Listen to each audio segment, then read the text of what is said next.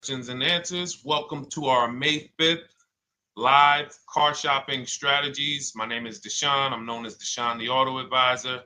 And over the next 60 to 90 minutes, I'm going to be sharing what we call the cars from home philosophy, the way you can shop, get bids, make your car buying simple, empower yourself, and guarantee that you did not leave any money on the table. We're going to talk about a lot of things you may not be familiar with.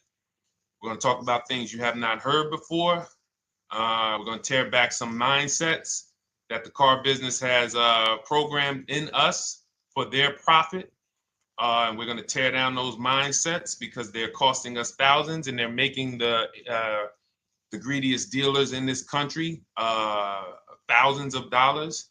And we're going to get rid of that. So this show is sponsored by my new digital book. It's called Cars from Home, 7 Steps to Saving Time, Money, and Avoiding Dealerships.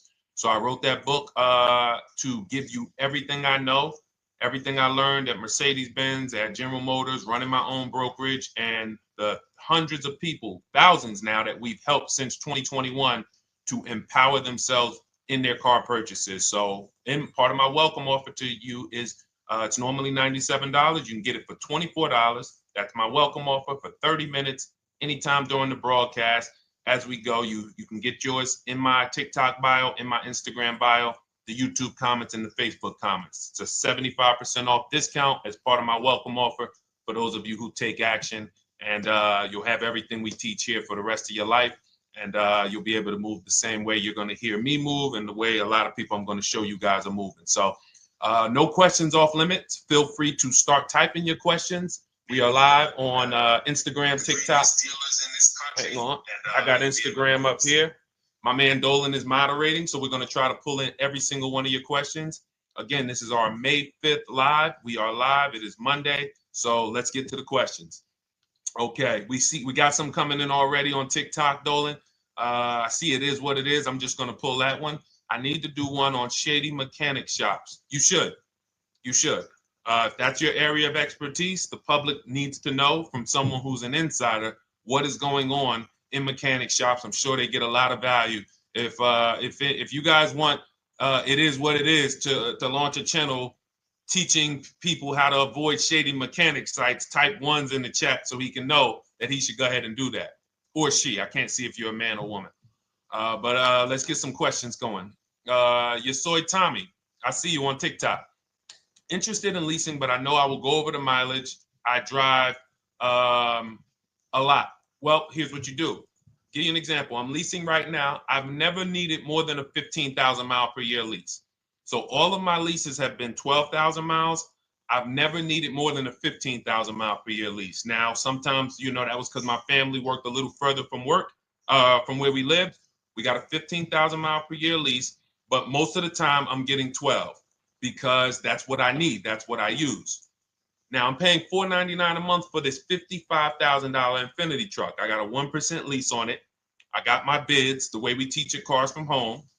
We're big on multiple offers. That's the only way you're going to save the big money and guarantee you got all the money is to get multiple bids. We teach you how to do that.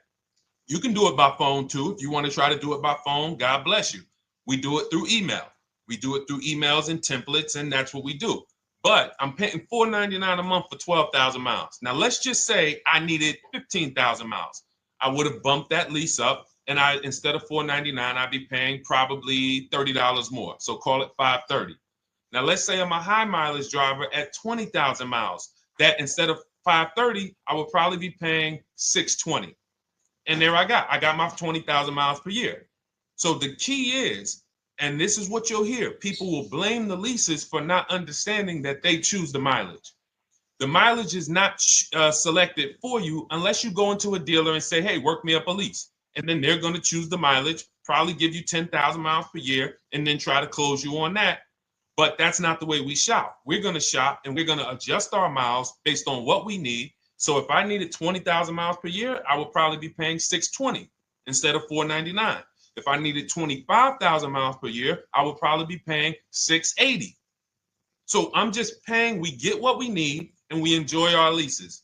because when we buy these cars and we drive ridiculous miles, we depreciate our cars, we destroy the value, and then we still have a loan on it in a lot of cases for a vehicle that we have destroyed the value in because we put 60,000 miles on it in 3 years. So our loan is moving very slow, but our vehicle's value is dropping through the ground very fast, which is typically how we end up with $15,000, $20,000, $25,000 in negative equity.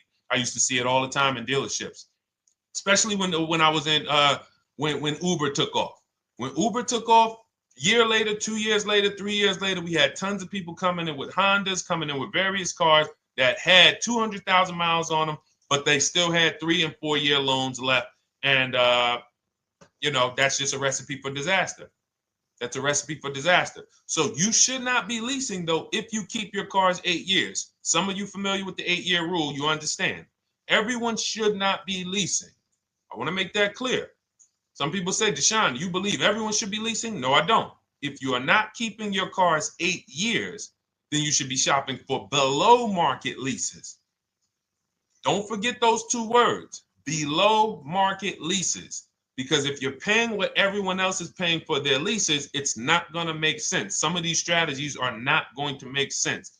You need to be getting below market leases. And the way we do that is to comparison shop, get multiple offers from dealers, have them compete for our business, and then we get these leases that no one else can get. Great question. So what if I go over 20,000 miles? What do you recommend doing? You choose your mileage wisely. In my book, I have a section called Choosing Your Mileage Wisely. The whole key with leasing is to scope out the mileage you're going to use, and that's what you shop for. If you know you're going to do 25,000 miles that year, you would do 25,000 miles on your lease. But you don't shop this way. We always shop with 12. A problem with leasing is once again, you go into the dealership, you say, work me up a lease. They're going to work you up what they want. They're going to say, hey, put 5,000 down. Who's had that happen? You go and you look for a lease and they tell you how much money you need to put down.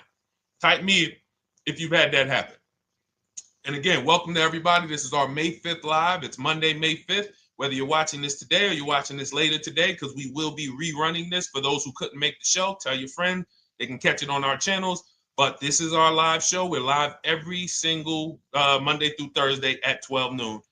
So you'll see people who will go and get blessed transition. You've had this happen. This is what you go in. They work you up a lease. Here, you need 3,000 down. Yeah, you need 3,000 plus your taxes and fees. What do you want to do? So that's them customizing our leases. We never want to do this. We want to customize our lease and run it like this, a template. All your leases you get with, ready? 12,000 miles per year. First month's payment only due at signing. That's it. 12,000 miles per year. First month's payment only due at signing. That is how you shop all of your lease offers, because this allows you to now use the 1% rule, which I didn't create. A lot of lease savvy people know about the 1% rule, where your MSRP, I'm going to just show an example of an MSRP, the price on the window sticker. Every lease is going to be brand new, guys, or either close to it. The price on the window sticker is the price we go by, the MSRP, and we're going to divide our monthly payment into the MSRP. And once we get that, the number, that's going to tell us if we got a 1% lease, if we got a 1.5% lease, if we got a 1.8% lease. And what we did was I created the 1.5% rule to know we were overpaying for leases. You don't have value when you lease something over 1.5%. But let's keep it to the point. The point is you're shopping all your leases, first month's payment due at signing, 12,000 miles per year, and then you're using the 1% to 1.5% rule to gauge the value. Once you find your best offer, that's when you go and you say, can you please adjust the mileage down to 10,000 because that's all I need, or up to 15,000 or 18,000. You shop your offers with 12. You find your best offer concerning what value is, 1%, 1.2%, 1.4%. You lock that up, and then you tell them, show me what the payment will be with 20,000 miles per year or 15,000 miles per year. That's going to keep you from walking into these 80% dealers which are never going to give you a below market deal. When they drop their prices, they're never going to drop low enough to beat their competition. That's why their name of the game is them keeping you from checking their competition. And then you avoid these people, you find those deals, and then you adjust the mileage with that dealer. But choosing your mileage is very important with a lease. And that's why you should take 5 minutes, 10 minutes, tally up your lifestyle over the next 3 years, and you choose your mileage that you need. Great question. Let's go, Dolan. I'm getting married today. Congratulations to Ash on Facebook, everybody. Ash is getting married today. Congratulations. May God bless you with a healthy, lifelong marriage. Hallelujah. All right. Angel on YouTube says, can I lease for 36 months, then purchase to have a lower payment instead of buying at a higher payment? Now, what he's asking or she's asking is, I want this new car, but if I buy the new car, then I'm going to have to pay for the new car, in which case it's too unaffordable. So can I lease it first and then buy the difference at the end? Yes, you can. Let's talk about why that's not that financially wise. There are signals, guys, that tell us we are looking at vehicles that are too expensive for us. Signals. Would anyone on here take a 50-year mortgage? Anybody? Anybody? We got some smart people on here. Anybody volunteering for the 50-year mortgage, ladies and gentlemen? Anybody? Come on, somebody.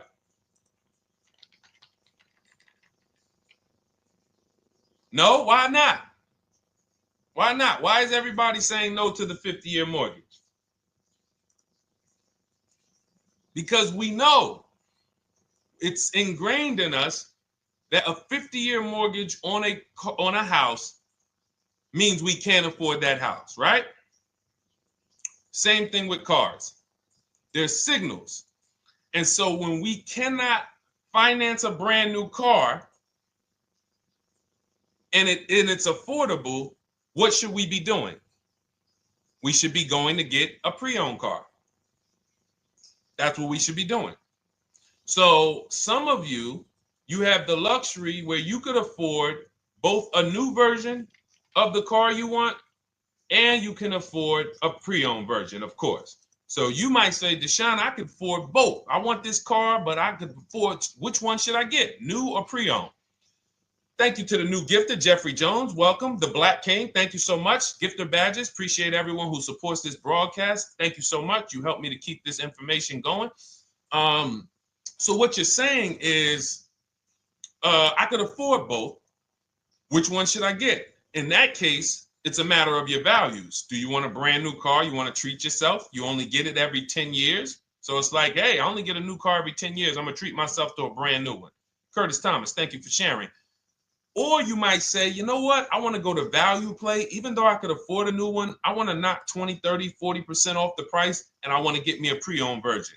So that's the people who could afford both. Some of you, you're like Angel, who like, I want this car, but I can't afford it new.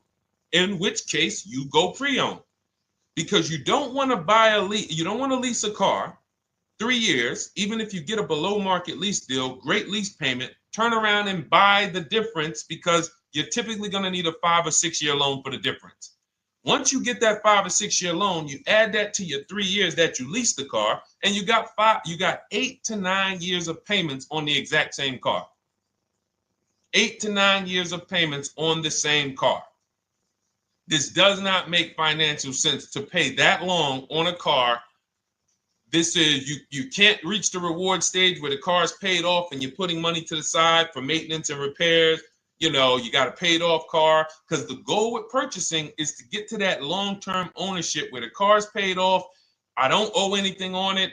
You know, I got a couple $100 I put to the side for maintenance and upkeep, but that's all. That car is paid off. I can keep that thing for 15 years. I can pass it down to my son, my daughter. We got an extra car in the family. That is the value of purchasing. So if you have a payment for 8 years on a car, you don't get to that stage. So that's why before I would ever recommend someone lease and then purchase the balance, I would recommend someone purchase a quality pre-owned car and get it at a below market price. Okay, does that make sense?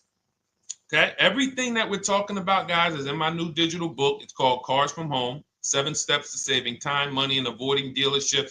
Has everything we teach, because the name of the game is learning how to structure your deals. When should I lease? When should I purchase? And then once you have your structure, getting bids on everything to make sure you don't leave any money on the table. When you get bids on everything, you're never going to lose any money on your trade-in, because you didn't just get one offer on your trade-in, you got bids. You're never going to overpay for your interest rate, because you didn't get one offer on your loan, you got bids. You're never going to overpay for the new car or the used car you're buying, because you didn't get one offer on it, you got bids. And that empowers you to control the transaction. That is what we teach. That's in my new digital book, step by step. You can get your copy for 75% off, normally $97, but it's part of our welcome offer for 30 minutes. You got it in my TikTok bio, Instagram bio, YouTube comments, or the Facebook comments for $24. Okay, enjoy it, use it. All right, let's keep it going. I need to buy a car. I want to know how to buy the advertised new the new SUV vehicle for under $10,000 or even under $20,000. I don't really understand the question. Let me read it again. I need to buy a car, and I want to know how to buy the advertised new vehicle for under $10,000 or even under $20,000. Are you saying that's the discount you're looking for, or are you saying that is my budget? Please let me know. I don't quite understand. Go ahead to the next one, Dolan.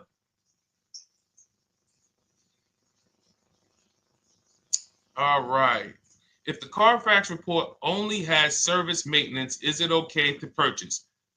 Okay, so all right, this is a great question, guys. This is about used cars. Who's going to be shopping for a used car in the next year? Type the letter U. Type the letter U if you're going to be shopping for a used car in the next year. And for those who just joined, this is our Monday, May 5th, live car shopping strategies. So we are live every Monday through Thursday at 12. And for those of you who are watching the rebroadcast later in the day, you can, you'll get your questions answered. Somebody might ask a similar question, or you can join us Monday through Thursday at 12 live. Yes, so we got a lot of people who are going to be shopping for a used car. We got Buffy on Instagram, Fran Bar. Who else? A lot of people not buying? Okay. Instagram, the only people buying used cars?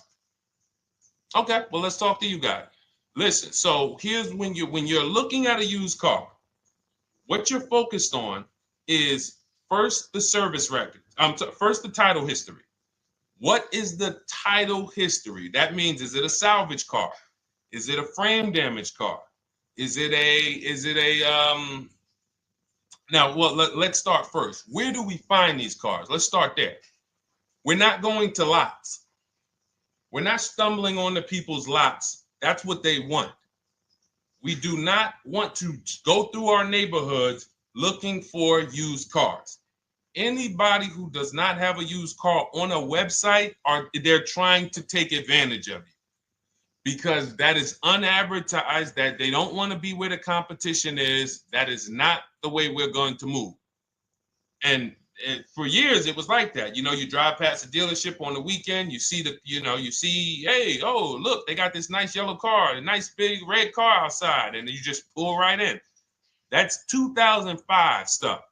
Now, every used car, we need to be able to compare it to the whole market, which means we need to see it on a website, on a marketplace. So we're opening up, this is called my multiple marketplace strategy.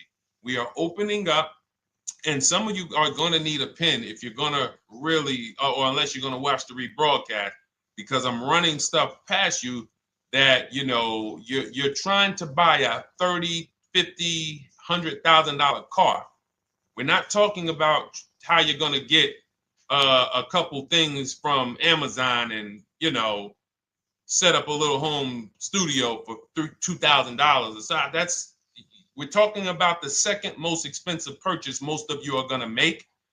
So it's understand that you're going to need to focus in order to get the most out of what we're talking about. So we're going to go to the marketplaces. The marketplaces are Carvana. They sell their own inventory. CarMax, they sell their own used car inventory. Driveway, they sell their own used car inventory. We're going to go to now dealerships. AutoNation, they sell other people's, they sell their own. They buy and they relist it on their website. But then you have Car Gurus, you have Carfax, you have Kelly's Blue Book, no, not Kelly's Blue Book. You have Auto Trader, Car Gurus. So we're going to all these marketplaces, we open them right up in one tab. So now what we're doing is we're putting in our criteria, and what we want to do, we want to go 100 miles out. Even if you're not willing to drive 100 miles out, you want to see what the whole market looks like within 100 miles. So now, if you know what you can afford, then you can put in your price criteria. I have a tool that I created. It's called the Perfect Budget Calculator. Some people who have my book, you've used it, where you put in your down payment preferred, you put in your interest rate, you put in any equity from your old car, and it tells you, because what you tend to miss is the fees. That's what you tend to miss.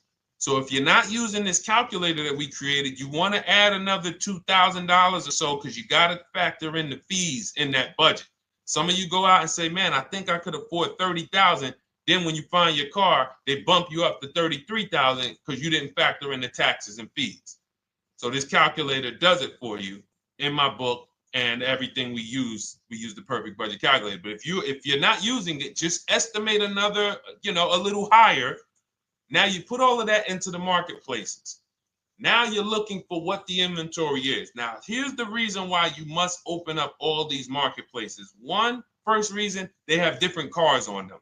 Carvana and CarMax has different cars than Car Gurus, Cars.com, Auto Trader. There's different cars on them. Another reason we need to open it up is because sometimes you'll see one car here on Car Gurus for $31,000, and then you'll see that on Auto Trader they marked it down $2,000. It's $29,000. And you're like, wait, why the heck is it lower? This is the same car. Well, it could be because this marketplace got the notification first to lower the price, and maybe this one takes a little longer to see that, oh, maybe that takes 24 hours before their updates take effect. So that's why you want to open up all these marketplaces. Now you're narrowing this down first based on your color choices, what options you want, your models, and now we're starting to narrow this thing down. So we're narrowing it down. Now we start to look at the history of these cars. This is the best way to start narrowing down your used car search. Let's now dive into the history. I need the Carfax. Now, some of these websites will give you a free Carfax. Some of them will try to make you buy a Carfax. Now, I'm going to give you one of the secret strategies that we've been using for years in my book, and I'll tell you it right now. It is how we get free Carfaxes, because when we get to most vehicles, you guys, for those of you who are just meeting me, I worked in Mercedes-Benz for 5 years and General Motors for 5 years, and I ran my own brokerage. I started it in 2016, and I ran that while I worked at the car dealership. So I have a lot of experience and have seen a lot, and that's why I'm able to teach these things. I also love numbers. But one of the things that I know is almost every dealership has a contract with Carfax. So every dealership, we pay Carfax already. So what we're able to do is when we list our inventory on our websites, we're able to list the Carfax with it. We're able to provide that free of charge. But when we pay Auto Trader or Cars.com or Car Gurus, we are not able to actually push our Carfax to that marketplace. But if you come to our website and you find the vehicle on our website, most times you will find the Carfax for free. That is what we have been doing for years. So that now we have the Carfax, because the Carfax is the only way we can see those service records right now, because we've already narrowed it down based on, first thing we're doing is we're looking at title history, frame damage, salvage title, rebuilt title, total loss. That's the type of vehicle. The next thing we're doing to narrow it down, which is where many of you get in trouble, is you're looking at the service records. Skipping service records, buying used cars without seeing service records is disaster. The biggest indicator on if a vehicle was taken care of is what is on those service records. And if you can't see those service records, then I would not buy the car. Somebody say, oh, I'm changing the oil myself. If you don't have proof that you have changed the oil yourself, I cannot see it. I cannot see that you have maintenance this car, and that's a turnoff for me. Because now when you drive that car a year later, 2 years later, things start happening. You have no one to blame but yourself. Now the regret kicks in. Man, I knew I shouldn't have got this. But chances are, if you find a quality vehicle and you see service records on that previous owner's report, that's going to lead to a quality experience. Okay, so that's pretty much how the initial part of our multiple marketplace strategy. As you can see, we have this to a science. Nothing that we're doing is by chance. Nothing we're doing is on a whim. That is it. But let's go to some more questions. And I think the biggest thing I want everyone to understand so far is that we don't wing anything in this process. There's nothing, everything that I'm teaching you is going to be out of our system. Now, some of you have different learning styles. So let's address this. Again, welcome to our May 5th, Monday, May 5th live. We're live Monday through Thursdays at 12 noon. And we rebroadcast this for those who couldn't make it. You can share this with your family. Tell them, hey, visit Deshone the Auto Advisor's channel. He did a great show earlier. He answered some questions that everyone had. You can watch the broadcast all through the rest of the day. Now, but we're live every week, but we're live right now. So now the biggest, some of your learning style is different. What we teach is we have the ultimate do-it-yourself guide. This book is rated 5 stars. Thank you to everyone who's rated it on Goodreads. Just pull it up right here. For those of you who are actually on Instagram or YouTube, TikTok, you won't be able to see this right now. But the book is rated 5 stars. We appreciate you. And this is the ultimate do-it-yourself guide, whether you're new cars, used cars, leases, bad credit, how to make banks bid for your financing, high mileage driving. It's all in there, step by step. And it's a digital book, so you don't have to wait for it. As soon as you get and hopefully you get there before the 30 minutes, so you get your copy for the $24 instead of the $97. That's our welcome offer. But that's your do-it-yourself guide. Some of you, you're a do-it-with-you person, and that's Shop with Deshone. You like videos instead of reading. You want coaching. You want support. You want a community. We have 1,600 people in our Facebook group. That's our Shop with Deshone. We've had 2,200, almost 2,300 people come before you. When you see me share people like Zafrina and like Melissa and Sheree, Ken, all of these people who are, they're showing their car deals that they got. Look, took me about 30 days. He went through, past Friday, locked down 2 vehicles, 2 Yukon 2025. Said he dropped sold the BMW. They dropped the price down to 70 grand. So they took off like 5,200 for him. These are all people who are in the Shop with Deshone. Their learning style is they prefer videos. They prefer, coaching with me. But again, it's the same information. So I want to be clear. It's just your learning style. So if you are like Deshone, give me the blueprint and I will run this thing. That you're going to be like the people who send, like Marie. Marie just wanted to let you know she got our book. Using the book, I saved over $13,000 off MSRP. Now, here's where the feelings get hurt. And this is not my intention. But some of you have these same vehicles that you're going to see me sharing that our people get. And when you see what they paid for them and what they're getting off of them, you're going to see, wow, I did not get that. I did not get that type of discount. So all of you who have this 2025 GLC coupe fully loaded, she said they took $13,000 off MSRP. She got her bids from home, got my payment to be hundreds lower per month, maintenance included, no money down. We are masters at no money down deals. You should not be putting money into these cars unless you intend to keep them for 10 years and you got a great price already. You got a huge discount already. You should not be putting money into these cars. I have never done more than $1,500 out of my pocket for any lease. And when my car that I bought, I put money down on that because I bought it to keep it. But everything else, we are shopping with no money down. So you're going to see that a lot. So again, depending on your learning style, you can head to my bios and to the comment sections, open the Cars from Home Toolkit, Shop with Deshone might be right for you. I don't care how you get the information as long as you are saving the money. I don't care. If you could do it with a $24 book, do it with the book. I would rather you say, man, this guy Deshone helped me. I bought his book. I got it on the sale because he did the welcome offer for $24. And man, I done got 4, 5, 6 cars using this thing. And all I paid was $24. Congratulations. I will celebrate that. I wish that for everyone, but that's not everyone's learning style. So, okay, Dolan, let's keep it going. I'm sure we got a lot more questions coming in. Molly from Facebook, great to see you. Needed to be here. I'm glad. I just ordered a new vehicle last week, expected to arrive in 3 months. I need a breakdown of how to get out if the options they want, get out of the options they want to the MSRP. Well, first of all, what you want to do is you want to get bids now.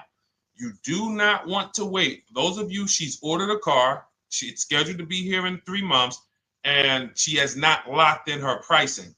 Now, the reason when we order a car, we are always getting our bids first because the closer your car comes to arrival, the less leverage you have. They know once that car comes in there, she's been waiting for 3 months. She is not going to want to walk away from this car. She is not going to want to do this all over again. And they're going to probably take a shot and say, or if you look for a discount at that point, you probably are going to be like, no, I'm sorry, we can't give it to you. So what we're going to do is we have to now send that request out. Now, there's 2 ways for you guys to do this, whether you're leasing or purchasing new cars. 2 ways for you to do this. You can do it your way, which is calling around. Calling around, not going into dealers, calling around, ask for sales managers, try to get yourself at least 5 offers. Because the only way you're going to see how overpriced the offers are is to actually get multiple offers. So I'll give you an example. I'm showing you guys on the screen what a market report looks like. So we also have a division. We shop for people's new cars and their leases if they have good credit. So when you see, oh, I tried to pull it up. It's not loading. So what you're going to see, and some of you who've used our stuff, you can testify to this. There is a huge spread between the best price and the worst price. Huge spread. So in order for you to know you actually got the best price, you need to see 4 other offers that are higher.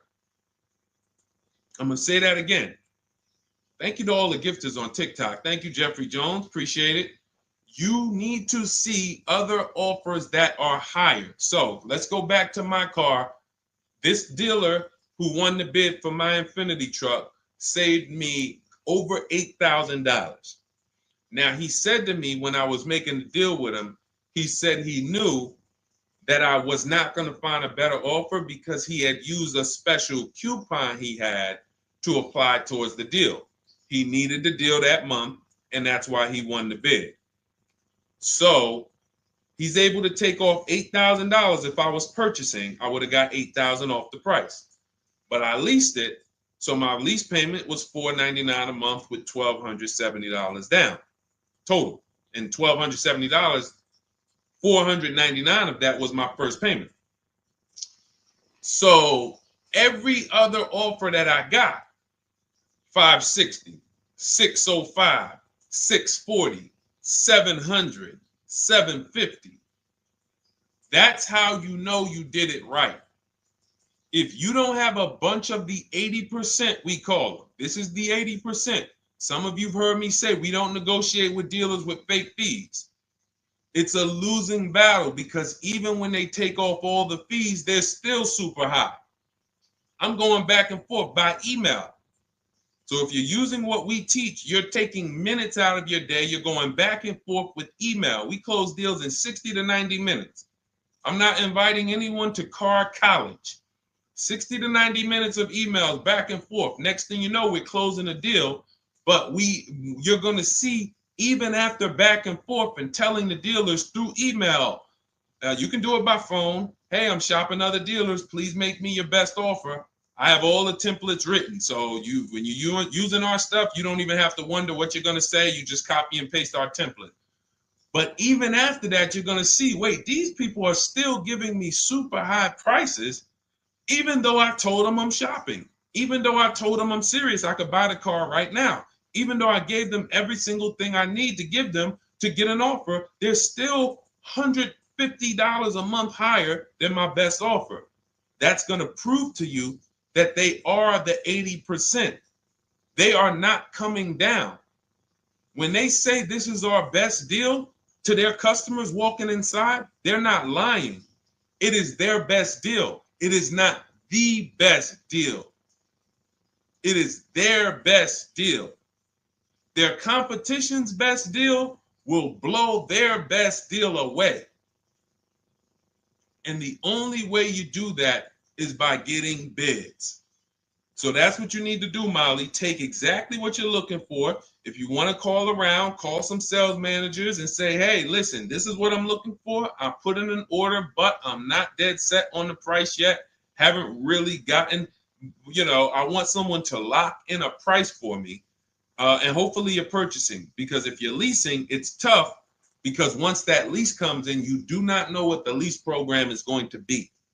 So if the lease program is bad, then you could find yourself jammed up. Now, here's what we try to do to prevent that. It's not always possible. Here's what we try to do. Once you have found the best dealer who's won the bid, now what you're going to do is say, based on this price that you're selling me the car for, can you give me a lease estimate now? So let's say I'm ordering this Infiniti. I shop around, I find a dealer who says, all right, Deshone, I'll place the order. I'll take $6,000 off list price for you if you do the business with me. Perfect. Can you give me a lease quote based on that now? I know this is not the vehicle. My vehicle's coming, but can I get some type of an estimate of what it would be? And then I look at that, and if it's affordable, now I place my order. But I'm not placing an order for a lease blind, not knowing what my payment's going to be when that car gets here. Okay? Does that make sense? I know I may be typing, this is heavy. That's why I told you guys, when you're here with us in car buying, below market car buying strategies, this is like short 60 to 90 minute master classes. This is not lives where I'm showing you how to make macaroni and cheese and turkey and like, okay, yeah, you got your music playing in the background. Hey, listen, all right, what I need? Oh, hand me the Sazon. No, you could do multiple things. This is heavy finance talk for 60 to 90 minutes, and it will change your life. And I just saw my girl, Lisa. Lisa, good to see you. Lisa's been, she's been learning from us and rocking with Cars from Home. Let me see. I'm glad you clarified, even if no money down on the lease, you still really have to give them the first month's amount. Yes, I don't know what I'm going to do yet, buy or lease. No matter, I'm learning lots and sharing with my peeps. Thank you, Lisa. Thank you. Now, technically, you don't have to give them the first month's payment either. What I do is our templates all involve shopping, first month payment due at signing. But if I wanted to, so let's say, for example, on this $499 a month lease I got on the Infiniti, and I'll actually will add this because I'm glad you said that. The lease that's your first month's payment, so it's not considered money down. It's considered your first month's payment because you're leasing, you're paying 36 months or 39 months. We don't do 4-year leases. We don't even do 3.5-year leases in most cases. We're not doing it. It's 36 months, 39 months. And if they have a really, really good program for 2 years, they will tell us about it. But we shop for 36 months. But you can tell that if I wanted to tell them, you know what, I want to do a straight sign and drive, I don't even want to give you the $499 for the first payment, which means you're asking them to pay the first payment. Then it would have just been $500 going back into the cap cost, which would raise the payment probably with interest and taxes, maybe 15, 17 bucks, something like that. So if I truly wanted to bring nothing to the table, I can just have them to, cap the first month's payment. You can do that. You can do that. So you can ask any questions. I know you're in our Facebook group, and so you let us know. But the 8-year rule is your basis for leasing versus buying. The 8-year rule, when you guys open up my book, you'll hear me talk about this. I'm going to make a whole lot more videos about the 8-year rule because it is the parameters for how to know whether to lease or buy. It takes into account how drastic cars depreciate. They lose value like crazy. All the losses are in the first 5 to 7 years, and you don't win until you've kept the car at least 8 years, compared to someone who's getting a below market lease. So let's take an example. You look at somebody like, Brian. Brian got my book. Just finalized my first ever lease using your system. 2025 HRV Sport all-wheel drive, $30,000, $505 MSRP. So this is a $31,000 vehicle almost, and he got it for $395 a month, which is a 1.2% lease, no money down. Now, his initial quote from this dealer was $434. This is the winning dealer. But in my book and in our systems, we have a counter offer calculator where we put all the offers we get into the calculator, and then it calculates the best offer and it tells us what to counter. So his initial quote was $434. He countered with the calculator and ended up closing his deal at $395. So these are the people that, for all of you who you're like, wow, are there any cars out there with a $300 payment anymore? Well, if you're buying a car, you are buying it at a $300 payment. You could only spend, who knows, every $5,000 on a vehicle is about how much per month? Every $5,000. When you're looking at a car, every $5,000 on a 5-year loan, which is what you should be defaulting to, is about how much per month. Thank you, Nikki. Nikki got a #1 gifter badge. And I don't really know what all of that stuff means, but I definitely appreciate it. The Black King, thank you so much. I just know it means you guys support the show. So I appreciate it. So who knows? Every Nucci Graham is and I wanna Nucci Graham will address you next, because as soon as you get your book, on the thank you page it says, "Thank you for your purchase. Click below to open your book." So we'll address that shortly. But okay, thank you, Lisa. Yes, every $5,000, and Nikki, $100. So this keeps you in the safe zone. When you are looking for how much loan I'm going to take, you are looking and saying, every $5,000 is going to cost me roughly $100 per month. So if I want to spend $400, then my loan needs to be about $20,000, which means I'm looking at this car. If I'm going to buy it for $23,000 plus fees, and I want to be at $400, I'm going to have to come up with some more money down, because I need to get my payment here. I need a $20,000 loan.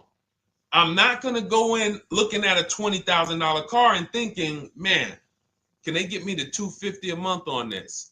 No money down, because the math doesn't make sense.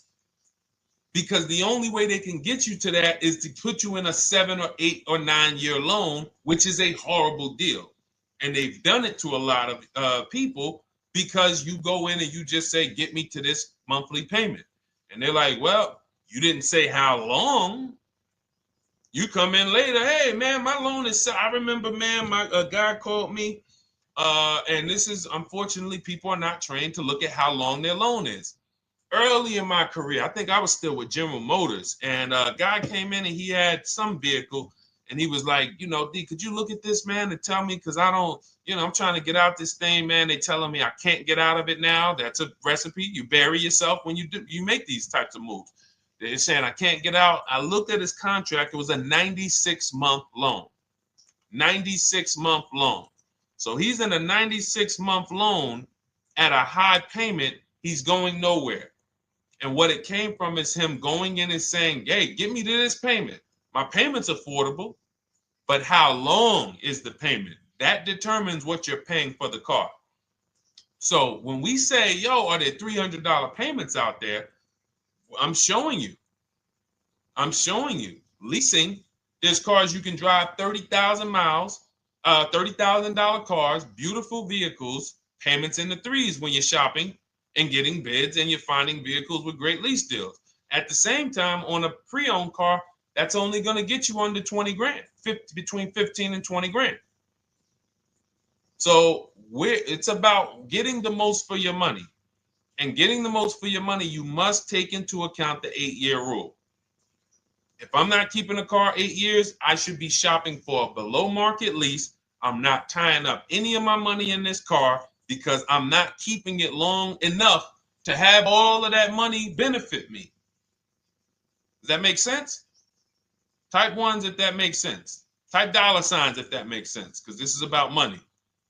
If I'm not keeping the car 8 years, then all the money I'm going to tie up in the car to pay for it, to pay off the loan, to do the maintenance, to change the tires, to change the brakes, to change the oil, to change the brake fluid, the transmission, all of the money I'm putting in that car, just normal maintenance. I didn't say anything broke.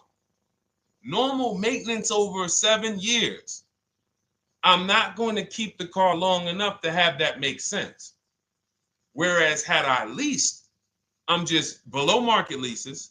I'm just literally paying cents on the dollar, changing my oil.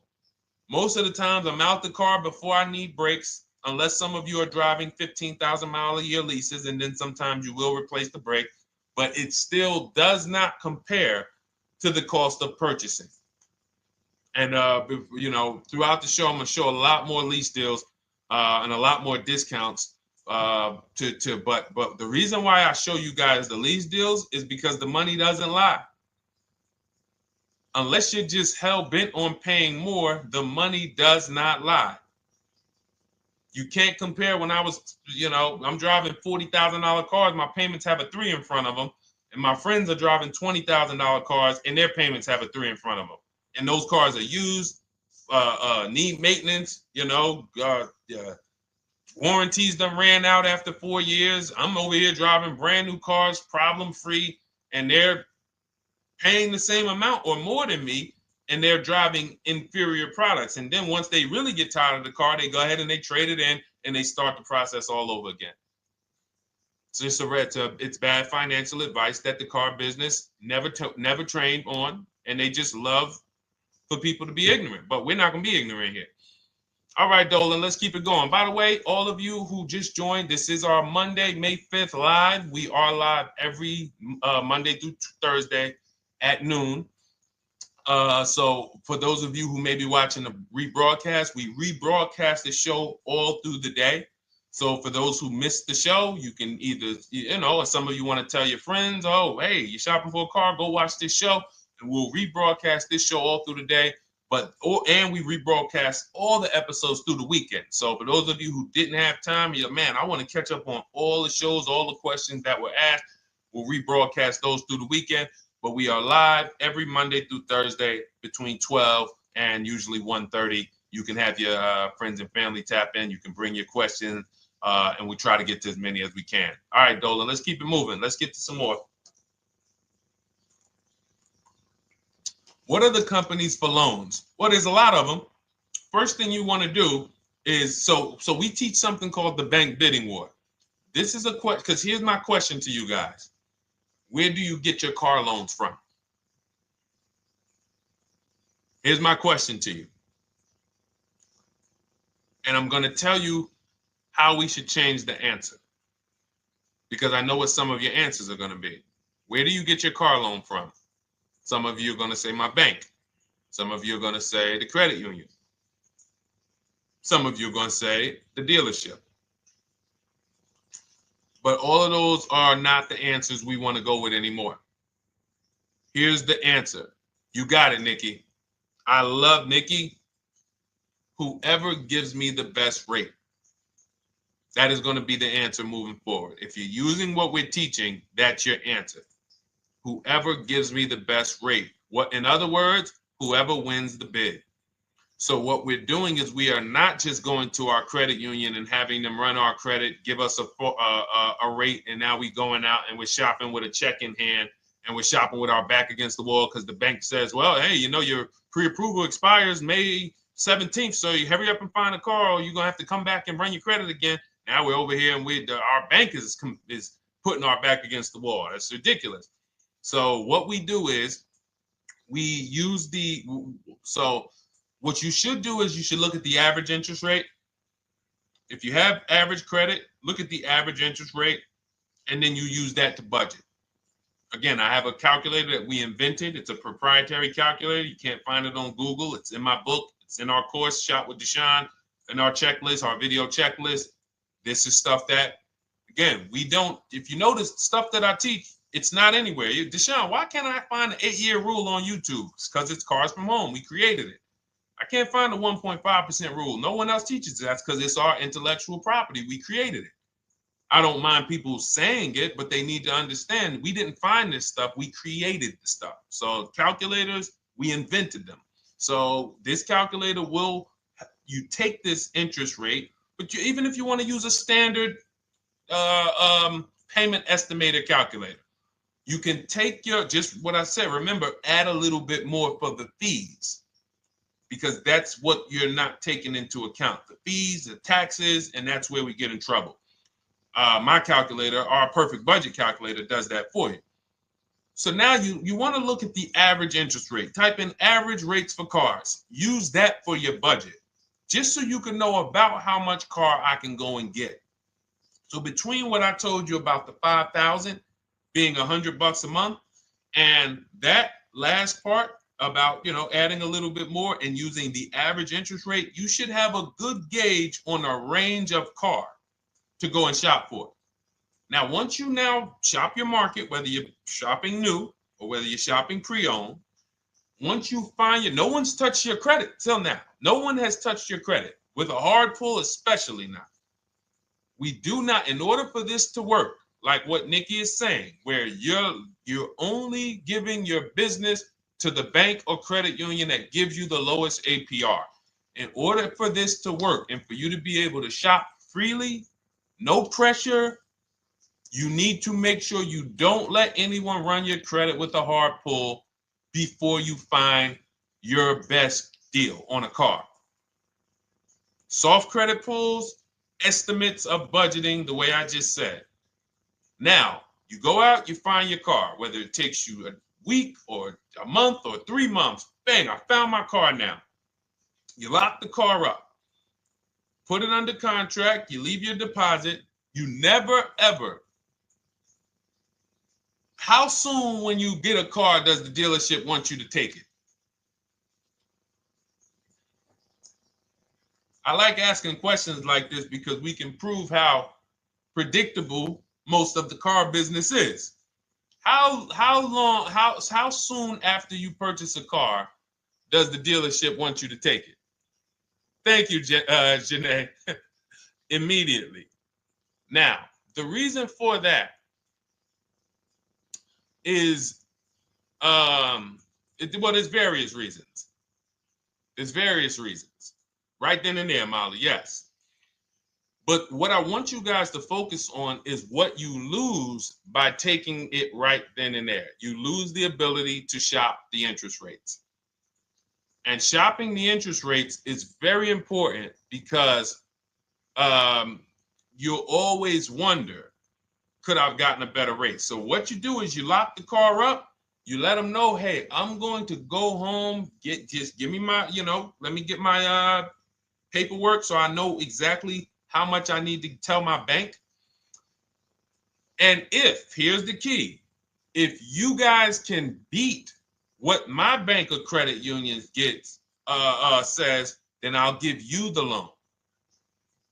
See, some people think that I teach don't let the dealerships compete. I never teach that. What I teach is don't let the dealerships be your first offer ever. They are always your last offer, and they're competing against other offers that you got. So now you're going home, your car's waiting, you're going to see what your bank, your credit union can do, and then you go online. You can go right online. Auto loans online, auto financing online. Let all of these banks and credit unions access your credit now with the hard pull, because there is an article that Experian did, and you can find it at almost any credit bureau, wrote an article on rate shopping. They allow you to have multiple lenders compete for your business within a small period of time. They say the window is 14 to 45 days. So if the window is 14 to 45 days, how quick do y'all think I want you to do it? If the window says, because that's a big window, as long as you shop within that window, at the end, those multiple inquiries will have the same weight on your score as one inquiry, because it looks as if you were shopping and you were doing your due diligence. Thank you, Greg, Sheila, with these gifter badges. I don't know. It's like a nice. I appreciate it, Glendale. Thank you. So with these, when these banks are competing, what you're trying to do is say, everyone here on my end, we call this the bank bidding war. This is round two. Round two is you are bringing your car home. I'm sorry, you are at home. You're going online. You're calling your bank. You're calling your credit union. If you have one, you're going online. This will take you literally one day, not even. This maybe take you an hour. Because if they say that the window to shop is between 14 and 45 days, I want you to do it in 24 hours. We want all the competition in 24 hours. Because that guarantees we are way within the window. They're going to look and see, wow, this person bought a car. They had multiple lenders competing in a small period of time. They're not out here just letting people run their credit over, every week. Some new banks running their credit. So now you call the dealership afterwards. You say, hey, the best offer I got was from such and such credit union or such and such bank. If you guys can beat it, I'll give you the business. You allow the dealer to now shop you to their banks. In which case, they're going to call you and say, hey, good news, we got you a better rate. Or, hey, good news, we couldn't beat the rate, but we can match it. In which case, they save you the time, they save you the paperwork. Or they're going to say, hey, listen, that's a great rate you got. We can't beat that. None of my banks can beat it. And in which case, we guarantee all around we got the best rate, which is the goal we're looking for. As Nikki said, I'm only giving my business to who gave me the best rate. That is the bank bidding war. So when you get your digital book, Cars from Home, you'll get that in writing. We also have it in our Shop with Deshone video checklist. For those of you who are more do-it-with-me types, again, we're all about your learning style. And some of you just like, Deshone, I see you. Can you shop for us? What are these? I'm seeing a lot of you guys shop for people, new cars, new cars, leases only. And you have to have good credit. Your FICO scores need to be over 670, all of them.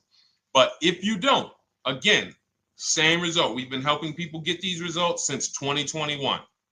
And again, I am all about speed. These are short videos. The book is boom, action steps, action, action, action, action.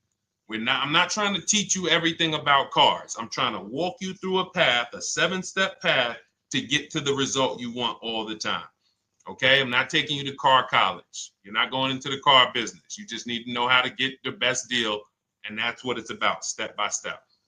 Okay, but for those of you who are just coming on, this whole show is sponsored by my new digital book. It's called Cars from Home, 7 Steps to Saving Time, Money, and Avoiding Dealerships. It's a digital book.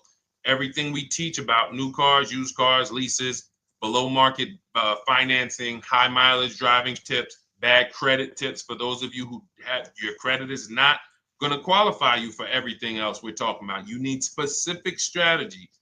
We have that specifically for people with bad credit inside my book and inside Shop with Deshone. So that's why I never believe in one size fits all car buying advice, because all of you are in different situations. So how does somebody look saying, you all should do this? We're all in a different situation. I have a trade-in, he doesn't. He has a lease that's coming due, he doesn't. Oh, he has a lease that's coming due, he has equity in it, we need to help him get that equity out. He has a lease, it has an equity, but it has a third-party restriction. We can't talk to people the same. That's why everything we do is custom and letting you know, no matter what your situation is, it's very common to us. Very, very common. So, all right, let's keep it going. We got some more time, Dolan. Pull them up. More questions. All right, yeah, I see we got a couple more coming in on TikTok. How do I get the book? Well, the book is in my TikTok bio. In my Instagram bio, there's a website there. It's Cars from Home Toolkit. And then you'll see the welcome special for $24. So the book is normally $97, but as part of our welcome special, you got 30 minutes to get yours for $24. So you won't pay the $94. You get 75% off. We also have a link for you guys on Facebook and YouTube in the comment section so you can get your copy. And if you're going to spend a couple more minutes with us, I would appreciate if you share the broadcast with one person that you care about. So that can help, we can help get this information out and we can help change lives. If you didn't receive your ebook, well, first of all, as soon as you purchase your book, you're going to see a thank you page. It says, thank you, screenshot this page. And then it says below, click the link below to open your book. So you actually get the link to open it as soon as you make the purchase. And then I say, I also emailed you a copy. So sometimes people type their email in, one letter's wrong. Obviously, we can't send a book to an incorrect email, which is why I have my support team's email right on there. So that if you don't see that book within 5 to 10 minutes, you email my support team, hey, I didn't get the book. They'll get you the book right away. So as you can see, I want you to, Dolan, can you put up, do we have anywhere with, we can put up the support team's email for this person and just send an email to support. There you go. Thank you so much. Support at Deshone the Auto Advisor. Thank you, Dolan. Best moderator in the world. All right. So shoot them an email. Just let them know. Give them your first and last name, and they'll check the record. Make sure that we have a purchase from you, and they'll send you your book right away. So you can dig right into it. Okay. All right. Let's keep it. We work with clients all around the country. What I'll start doing, I wanted to bring some on here today, but I can't load them up. The system is showing an error. So I got a lot of people. I always bring tests. I always like to show results. So, you know, I'm a results person. So you'll see a lot of people that I share. Brian, who has our book, and, you know, his lease, Marie with her $13,000 off. All of these people made deals from home. They were not in a dealership negotiating this. You got, look, Frank, I bought your book, used your system, and just closed my deal and have positive results to report. I love when y'all email me, by the way. Like, please continue to do this. A caveat is I wanted a just released 2026 Genesis G70 Advanced, and there are no incentives. I could have gotten incentives on the 2025. However, I wanted the 2026, and I was willing to pay. So even with high demand cars, even with cars that are rare, this is the situation. I reached out to 20 dealers and I received 9 offers for 36 months, 12,000 miles on a $58,000 MSRP. The initial offers range from $1049 to $901 with everything in between. I counter offered using the calculator that we have and closed the deal at $815 on a $58,000 MSRP. That's a 1.4% deal. Now, mind you, that on a vehicle on a 2026 with no incentives, which means every bit of that was the dealer taking off money for him. He probably had to get at least $5-6 grand off to have that deal come in the 8s, when other dealers were quoting him 9 up to 10 and, you know, mid $1,000 range. So, you know, but so I show the book testimonials. I show my Shop with Deshone testimonials. but I want to start bringing these market reports so you guys could actually see that's our team shopping all around the country. And that allows us to stay, we're able to just stay on top of the market, like from state to state. It proves like this stuff is not, oh, if you're in New Jersey, the deals are better. Yeah, if you're in Florida, the deals are better. If it's California, we don't have deals out here. All of this stuff is not true. And thank God we have people using the Cars from Home systems, be it by book or be it by our video checklist, or be it us shopping for people all around the country where we can tell you beyond a shadow of a doubt. I can show you market reports from Texas, from Oklahoma, from South Dakota. We did a deal for a Mazda, a South Dakota deal, Nebraska, California, Florida, Georgia. We're shopping for people all around the country. And there's great deals everywhere in the country when you know how to make dealers bid.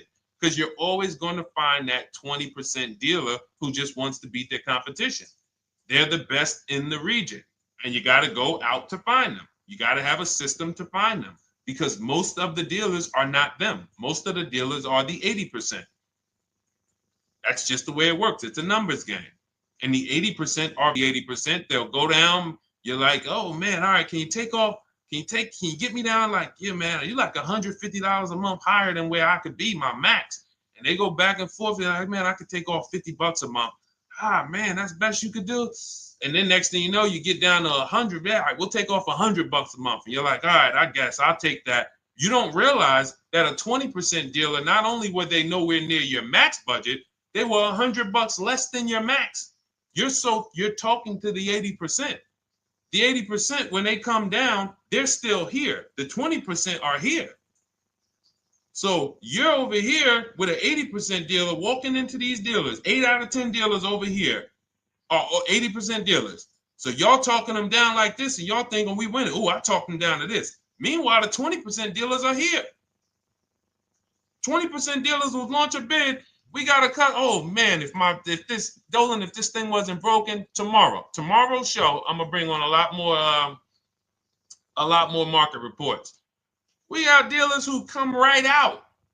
We getting offers 700, 790, 820. Dealer come right out 650. Boom, blow everybody away. Like, oh, let's go. We got a winner. Looks like we got a winner here. That's it. And then it becomes fun. As you can see, this is fun for us. When you change the way we shop, you shop and you start to you're going to be the prize. You're going to be the prize. So anyway, let's keep it moving. For those of you who have gotten your book, I look forward to you using it, empowering yourself, having these same results. For those who didn't know about the book, it is a digital book. You can get your copy for 75% off for 30 minutes in my TikTok bio, my Instagram bio, the YouTube comments, and the Facebook comment. And for those of you who've been on and you still don't quite trust us, you want to get started with maybe some free advice, go grab our cheat sheets. We have our free cheat sheets in my Cars from Home toolkit, totally free. Test us, look at the cheat sheets, look at the strategies, look at the emails I'm going to send, guiding. Like I don't play around. So if you want to just say, test out, let me hear some free advice, start with our cheat sheets. All right. Yes, I'd actually answered that when I read that comment, Dolan, on TikTok about do we work with clients in New Jersey and New York? Well, yes. When it comes to shopping done for you, if you open the Cars from Home toolkit and you're like, Deshone, I just want to relax at home. You guys go shop the market for me. If you have good credit, FICO scores over 670, and you have and you're shopping for a new car or a lease, you can book a call with us and we can see if we can help you. Book a 10-minute call. It's free. And we can see if we can help you. Is it best to lease a car if you're currently underwater? Ooh, if I was underwater right now, let's just say I have 15,000 negative equity. I made a bad deal during the pandemic. I'm upside down and I'm like, man, I got to get out of this car.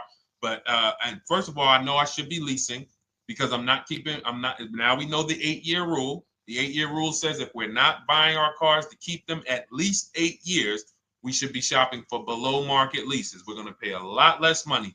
Below market leases, not normal leases. Very important. So what I'm going to do is I'm going to actually right now look for an electric vehicle that I could lease, because some electric vehicles right now, we're getting under 1%. We're getting 0.88% leases. We're getting 0.79% leases, because if you do your bidding, you're going to see. Now, again, if you want to call around for your multiple offers, you can do that. I'd rather you call around than to do what you've been doing. I'd rather you, with your new cars and your leases, call around before you walk. That's better than what you've been doing. But if you're like, Deshone, I don't want to talk, I don't want to wonder what I'm going to say, I just want to copy and paste, that's the Cars from Home way. Either way, you get your 5 offers, and you're going to see now, my best offer on this $40,000 electric car might be $320 a month. So I'm now driving a $40,000 car. If I didn't have my negative equity, then I would be driving it for $320. But now I got to bring this negative equity over. Now, the reason why you want to look at these electric cars for this is because if you try to bring a bunch of negative equity over, what ends up happening is you're now messing up the loan to value ratios, and the bank won't approve it. So you might go in and look at a $40,000 car, and now you bring this 15 grand of negative equity, and the bank is saying, we're not going to loan $55,000 on a $40,000 car. We're not doing that. So that's when they'll say, some of you may have heard this before, you have to put money down. They'll say, we can't get you approved unless you can put $3,000 down, $5,000 down. You have too much negative equity, and the bank is not going to approve it all. But when you get your bids on some of these electric cars, you're going to get $10,000, $15,000 off. And this is specifically what I would be looking for. I would be looking for the electric vehicle that when I get my bids, I'm saving 15 to 18 to 20 grand off. And if you guys don't think that's possible, you haven't been here for long. You know, this is Milligan. She bought her Mercedes EQE last year. She literally, MSRP of her car was $79,245. She got almost $30,000 off the vehicle. Almost $30,000 off the vehicle. $51,359 is her price. $79,000 vehicle. She got it after rebates, after discounts, after everything. $51,359. So you take a vehicle that you can get a huge amount of money off, then you bring your negative equity over. So now that payment goes from $320. Yes, it might go up to $575 or $600 even. But I know I'm in a nice car now. I'm in a brand new car, and after 3 years, I'm done with that negative equity. So that's what I would be doing. And if God forbid the car gets totaled while you're driving, you're out of the negative equity in a lease. So if I rolled that negative equity, 15 grand over to this car, now I'm driving it. Boom. All right, I got this electric car. I'm out of the negative equity. I got a good value. I'm in a $40,000 car. My payment is affordable. Now I'm driving. Oh, shoot, car gets totaled. I'm out. I can go get me another car now. I can go and get the same exact car, but I can get it for $320 now. So, you know, that actually is the reason why people commit insurance fraud and total their cars or get them stolen intentionally. But no, that's just something to keep in mind. Something to keep in mind. Because most of you, when you start leasing, you're going to see that was my reason for negative equity.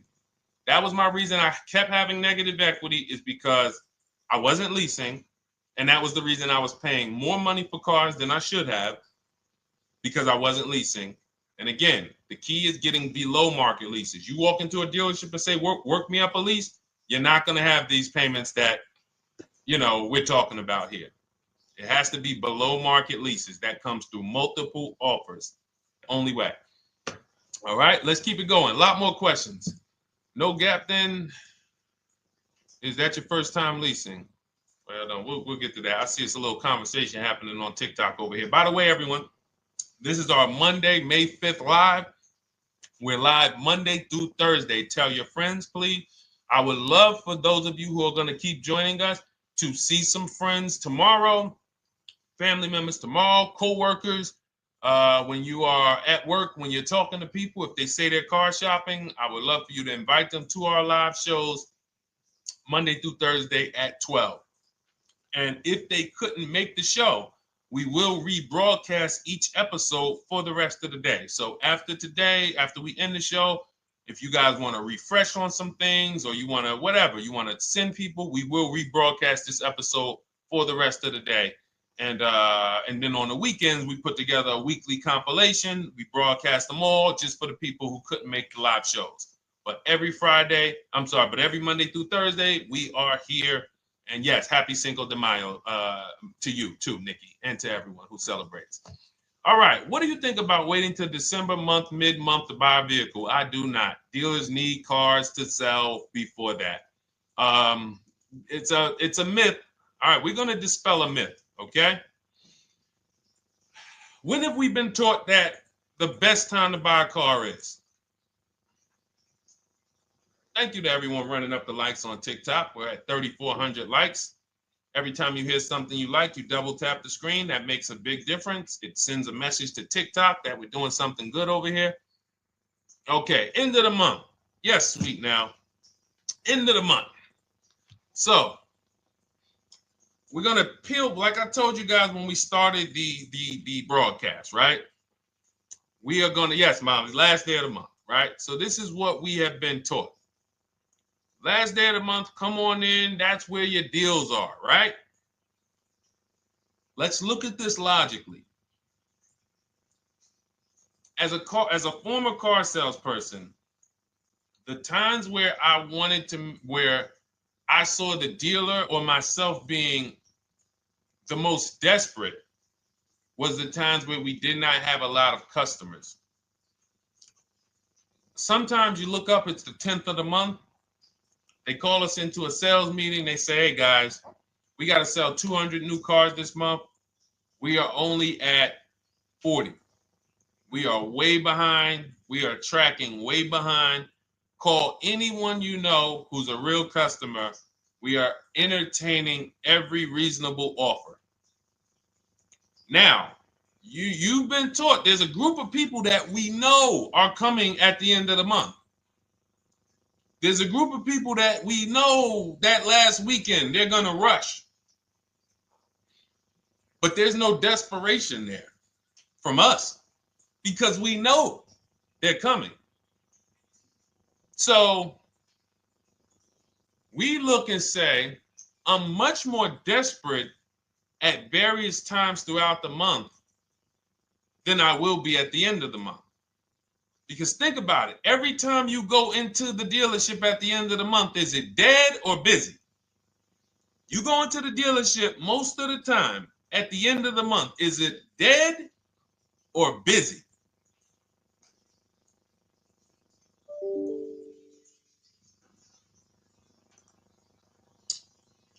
Thank you. It's a zoo. It's a zoo. Customers everywhere.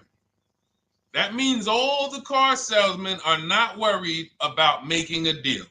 In fact, they're looking at you and saying, hey, Molly, thank you. Listen, I know the payment's $780 a month. I know you said you wanted to be at $499, but we've been going back and forth. Can you work your way up, get closer to the $780? Because they know now we can take a shot. Because we have some other customers behind you, Molly. Did you see the people walking out? These people just walked out. They're mad. We don't have enough salesmen here. We got people waiting 40 minutes to speak with somebody. Do you think you're getting the best deal when that's the energy? Yes or no? Let's just be honest here. See, you might forget some of the lessons that we teach if you don't have our books and if you're not in our video checklist and coaching. You might forget some of the lessons, but hopefully you won't forget the stories. So you walk in the dealership at the end of the month, the place is a zoo. It's people everywhere. They're ringing bells. They got the big clown, donuts around. Hey, you want a donut? Do we think there's desperation? Thank you, Sheila. Thank you, Molly. There's no desperation here. And they don't magically wait till the end of every month to hit their numbers. Some dealers hit their numbers at the 25th of the month. Numbers are hit. We still got people coming in end of the month. So what we want to do to answer the question is we want to be positioned. What I like you to do, for those of you who are in an emergency situation, you need a car in a week, in 2 weeks, that's fine. Everything we teach can guide you. We've had people who got their cars in 3 days. Like that's not something that is let's see. This is my second go around, much easier, more relaxing experience. Calculator definitely helps. Turned in my CRV, got a 2022 Marcus, some dealers wouldn't do. Somebody, I wanted to read you somebody who got their car in like 3 days, 5 days. That's normal. Again, like I said, we're not taking you to car college here. Like you know, our step-by-step programs can get you to your cars in less than a week, 90 minutes. But you don't want all your car shopping to be emergencies, because here's where you want to be. You want to be able to say no for up to 3 months. Reason is, there's a group of people that walk into the dealerships. They're there right now. They're desperate. They're giving off desperate energy. They can't say no. They back themselves into a corner for whatever reason. If their leases are up, maybe they don't know you can get an extension. If your lease is up this month, you can call. You can get yourself an extension for 1 month. Some leases will be extended up to 3 months, up to 6 months. Those of you who have cars and you're like, Deshone, I'm shopping for a new car, but I don't need it. I just, my car still got some life to it, but, I want to look for something new. This is a position of power to be in. This is where you want to be.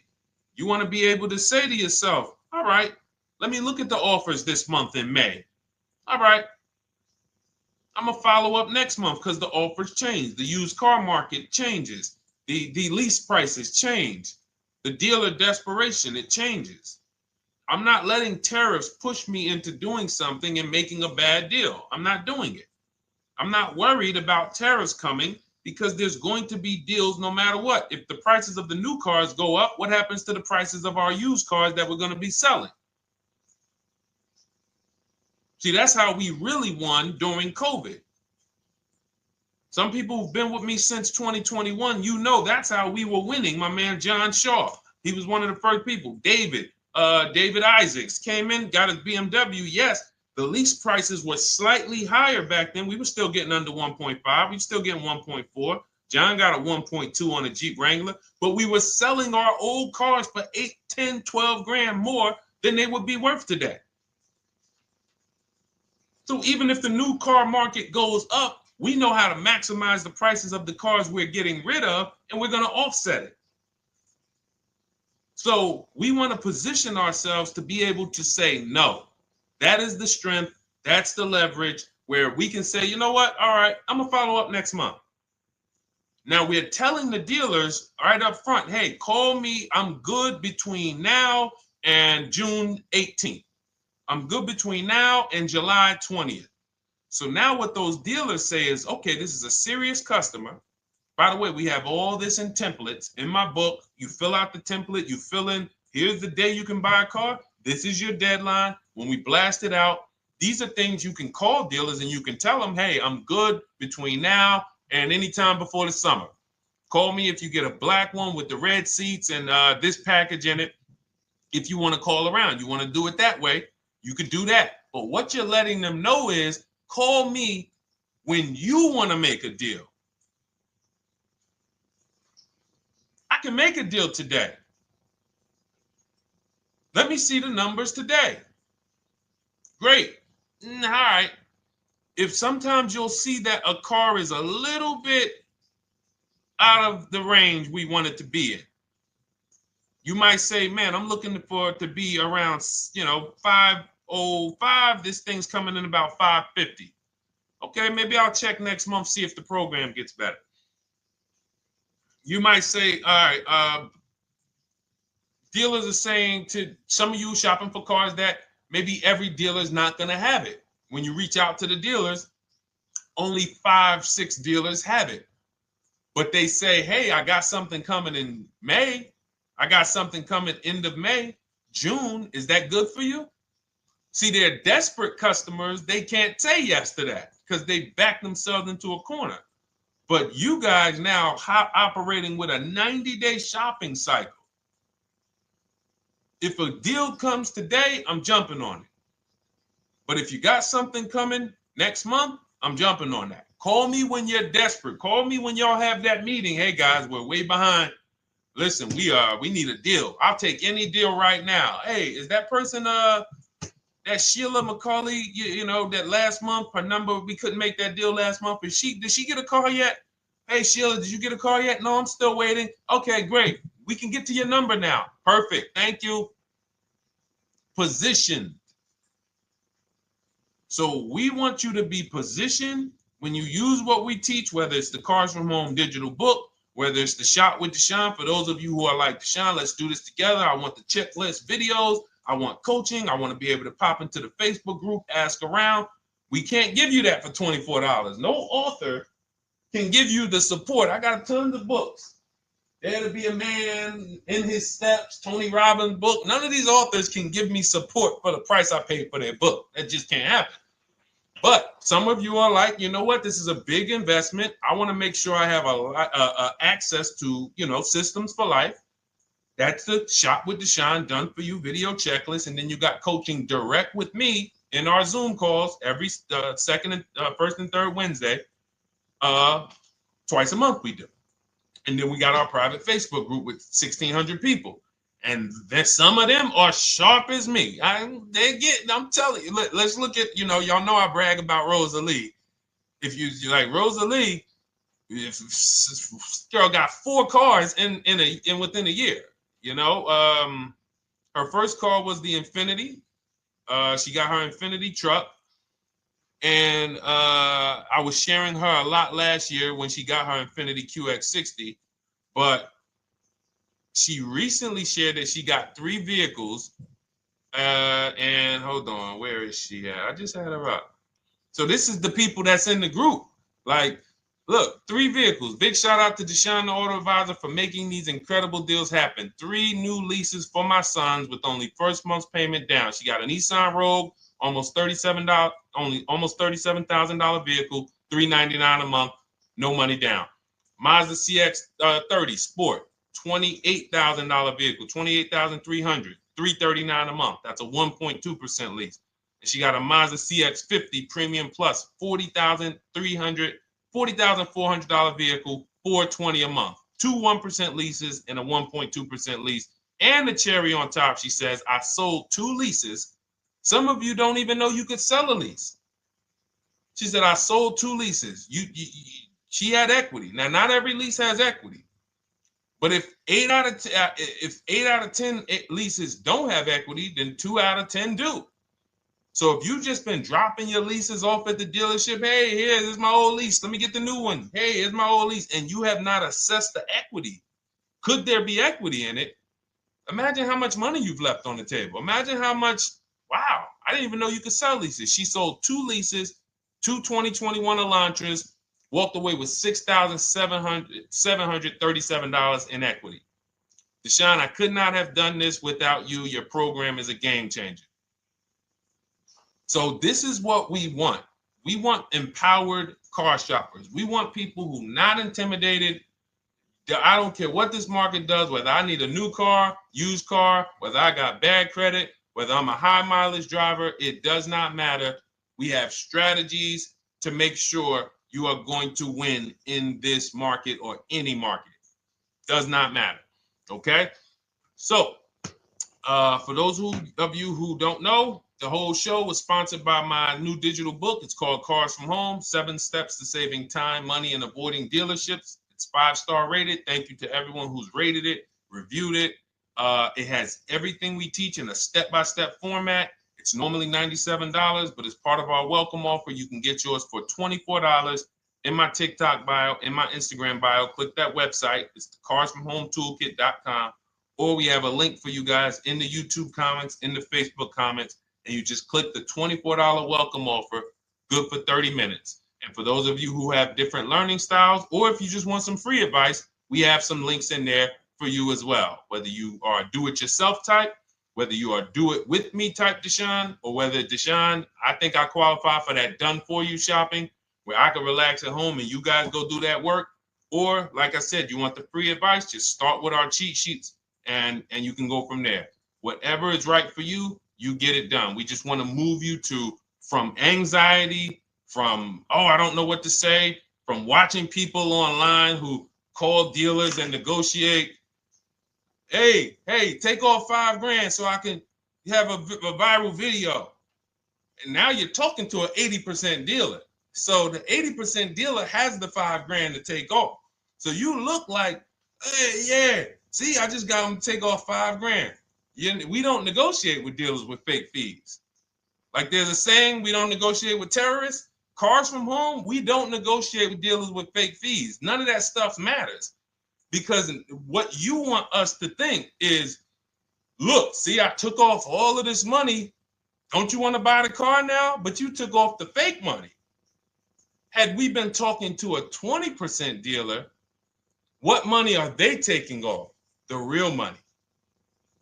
The real money. So if we have 2 dealers, well, let's say 8, because y'all know I use the 80%. So the 80% are over here. The 20% are this small group over here that we got to find. Now, the 80% are starting so high that when they take off all the money, it's fake money. We marked up our cars. We got platinum kits on them. We got the Hertz service plans on them, and the Simonized kit and the load, all of that stuff. Okay, so yeah, we done took off 5,000 for you, but 4,000 of it was fake. Meanwhile, this 20%, they don't have the fake. So when they take off 4,000, it's real 4,000. And we over here talking to these people. Hey, take off all that fake money. See, guys, you can do this too. So listen, we bidding is the way to go. You cannot negotiate your way to a below market deal, but you can get bids and it will make your life easier. You'll start to enjoy your car shopping. You'll start to feel like you're empowered. You're the prize. Someone won your business. They won your loan. They won the opportunity to buy your car. You are the prize. So that's what it's about. So we are here Monday through Thursday, 12 noon. Make sure you meet us live or tell your friends and family who are shopping, hey, hop on this show. We're live on TikTok, Instagram, Facebook, and YouTube. But we will broadcast the show for the rest of the day. So those who want to catch up on some things that you may have missed, or if you just jumped on and you're like, whoa, man, I missed a lot. We'll rebroadcast this show for the rest of the day. But tomorrow we'll be back, which will be Tuesday, May 6th.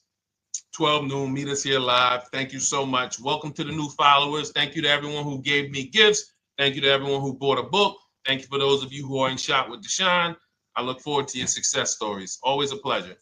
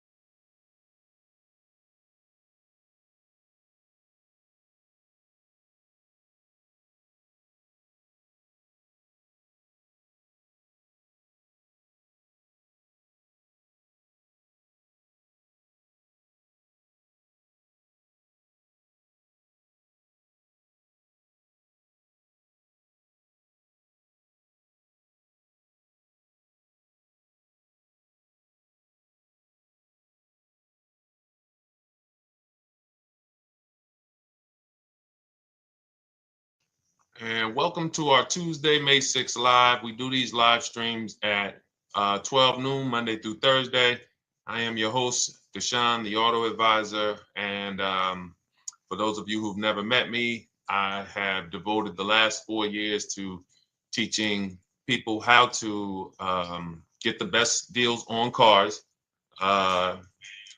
and to learn all the mistakes that the industry, the car industry, would love for you to continue making, because they make a lot of money when you make mistakes. And so what we do here is we really just do questions and answers. I will teach on various topics that I feel are widely misunderstood, like the subject of leasing. And some of you who are new here, if you've never been here before, could you type a 1 in the chat if this is your first time on a stream? We do these streams about 60 to 90 minutes. And if you're going to get the most out of them, we just ask that you lock in, that you focus, because we will be talking about $1,000 mistakes. Nothing here that we'll be talking about over the next 60 to 90 minutes is hundreds of dollars. You know, I'm not looking to, have you spend some time with me on a Tuesday to talk about how to save hundreds of dollars. No offense, I'm sure that's important to some people, but we are here to talk about things that are affecting your bank account by the thousands every year. And so if you got some time, I would love for you to hit the like button, like wherever you are, and let's just tap in. You can start to type your questions. This whole stream is sponsored by my new digital book. It's called Cars from Home, 7 Steps to Saving Time, Money, and Avoiding Dealerships. It's a digital book. It's 5-star rated. Thank you to everyone who's rated the book and reviewed it. And it's normally $97, but for the next 30 minutes while you're watching, you can grab your copy for 75% off. That's our welcome offer. We always like to reward people for taking action. So you can get your copy for $24 instead of $97. And you can just head to my TikTok bio. You won't leave the show, my Instagram bio, the Facebook comments, or the YouTube comments, and use that link to get your welcome offer, and you'll have everything we teach. So as we go through this for the next 60 to 90 minutes, if you're like, whoa, Deshone, this is a lot. Wow, this is a lot. You can grab the book and make sure you have everything that I teach and everything in a step-by-step format. Okay, so I have my man Dolan moderating. Good afternoon. Thank you, Johnny Miller. Good to see you, Lil G. Again, guys, we are live. This is our Tuesday, May 6th live. We're live every Monday through Thursday at 12 noon. But we do rebroadcast these throughout the day. For those who cannot make them, you can watch the rebroadcast, or if you got to go back to work, we'll be rebroadcasting it for the rest of the day until our show tomorrow. All right, so let's start with the questions. You can feel free to get into it. Okay, do you have to get the extended warranty? This is a great question. This is car specific. A Honda, Acura, Toyota, in most cases, have always had low cost of maintenance and their parts are inexpensive. When you're buying an extended warranty or you're considering it, it is a risk product. It's an insurance plan. So that means you can pay for something and not use it, just like car insurance. You don't necessarily use your insurance until you have an accident. Same thing with an extended warranty. It's an insurance policy. So what you're trying to do with any insurance is see what is the likelihood that what I'm paying for this is going to exceed the price if I did need to use it. So in the case of a vehicle, when you're trying to determine what should I get an extended warranty, there's 2 things that are important. Does this vehicle that I'm purchasing have a high likelihood of things going wrong? We know, and some of you have had cars with histories, and we know there are certain cars, they tend to have things go wrong more than others. And what I like to do is go right to Google and type in repair cost, because this is the second item that we are looking at. We're looking at average repair cost. So if you're buying a 2010, a 2015 Nissan Altima, 2018, Hyundai Sonata, you go right to Google, you type in 2018 Hyundai Sonata average repair cost. Now, if you see that those typically go on the lower side, then that can take a lower set of risk where you might say, all right, likelihood of these things going wrong on this car is slim. But if you see that the repair cost is on the mid to higher side, that's shifting more risk to if something goes wrong, the cost for you to pay for it out of pocket will probably exceed the warranty. So like when I work for Mercedes-Benz, who's new here? Type a 1 in the chat if this is your first time on a stream with us. First time you've ever been here, type a 1 in the chat. First time. What's up, William? What's up, DJ Ant Nice? Good to see you. Maggie, good to see you. Enrique, good to see you. Miko, good to see you. Tetra Washington, good to see you.